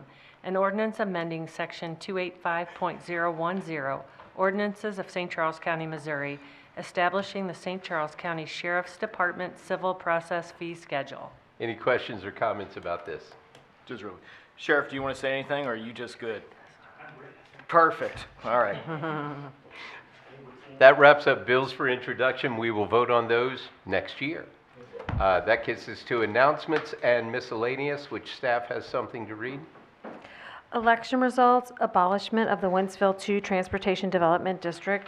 Number 1, certified copy of the official results of the mail-in election received from the Director of Elections of St. Charles County pursuant to Sections 238, 215.4, and 238, 275 RSMO, and on behalf of the St. Charles County Election Authority, please find the attached certified copy of the election results for the recent mail-in election held regarding abolition of the THF Wentzville 2 Development, LLC Transportation Development District. A certified copy of these election results has been filed with the county registrar and spread upon the records of the county council. Thank you very much. Yes, If Mr. I can, Suarez. staff, I had a resident reach out to me asking for the specific location of this. Reading through the packet, it didn't give a specific location. Do we know? Because THF has like 4 different areas over there, and I didn't know which one this was. Isn't this the one they did for Cronky? These are all his. But they also took money for the Civic Center. They went ahead and did money for Cronky's development, and the other half went to the Civic Center. Is that what this one is? Well, see, I think the previous one we had was where Deerberg that has fallen off, and I didn't know if this is the one where Schnucks or if it's across the street. And reading through it, it didn't give an exact location, so that's why I was going to inquire. I'm sure I can call City of Wentzville and they'll know. Would you look at it? I'll look at it, but I don't know offhand. Okay, if you could send me an email on that, that'd be great. That way I'll let the resident know. Thank you. Any other announcements or miscellaneous? Yes, sir. Yes, so this Wednesday, 4:30, 6:30, Wentzville City Hall. MoDOT will be there to discuss the Highway 61 improvements, which will be an overpass at Highway W, outer roads on the western half, a small outer road on the eastern half. Really give an opportunity for all residents to go out there and see what this new area will look like. It's going to change dramatically. Highway A/Wentzville Parkway will also be redone, and they're looking at going 3 lanes north and 3 lanes south, I do believe. Is that correct, Amanda? In a many-year timeframe when they have. Right. Yeah. So we have a lot of stuff happening out there with the I-70 interchange, the pedestrian walkway over, and now this. It's exciting to see all this stuff starting to move forward finally. So that's all that's happening. Hope to see you there on Wednesday. Any other comments? Yes, I'd just like to wish everybody a happy holidays. Thank you very much. Yes, Mr. Baker. Yeah, I just want to mention the tragic passing of Sarah McCarthy in our ambulance district. She was a 23-year veteran. She served our community honorably, and such a sad, tragic loss. So just my heartfelt sympathy goes out to the community, and especially the co-workers of the ambulance district. It was very tragic, so just Well wanted to said. mention that. Any other comments? I just want to thank my fellow elected officials. I've learned a lot this last year, but I know how much time and effort you put in serving our community, as well as the county executive, others who are elected to these positions, Michelle, all the others. Really a big thank you to the staff. I've learned a lot. You've been very patient with me and with all of us, because we come up with some pretty goofy questions sometimes, I'm sure. And we blame it all on our residents. That's what the question was, goofy. But again, thank you for everybody, and a very blessed and holy holiday season to all of you. Yeah, I'd like to thank Chief Fritz and Sheriff Lewis for contributing to our Christmas parade. It was a great turnout. The St. Charles County Police Department Color Guard did an awesome job, as they always do, and so did the Police Department, directing traffic and so forth. So thank you guys for that. Yes, sir. Follow up to Mr. Brazel, I'd just like to thank our sheriff for not being in jail. Yes. Thank you. We're glad to have you here. Keep doing a good job. It's a high bar, Sheriff. That's where we are these days. All right, on that note, I would entertain a motion to dismiss. Motion to adjourn. We're adjourned. There must be some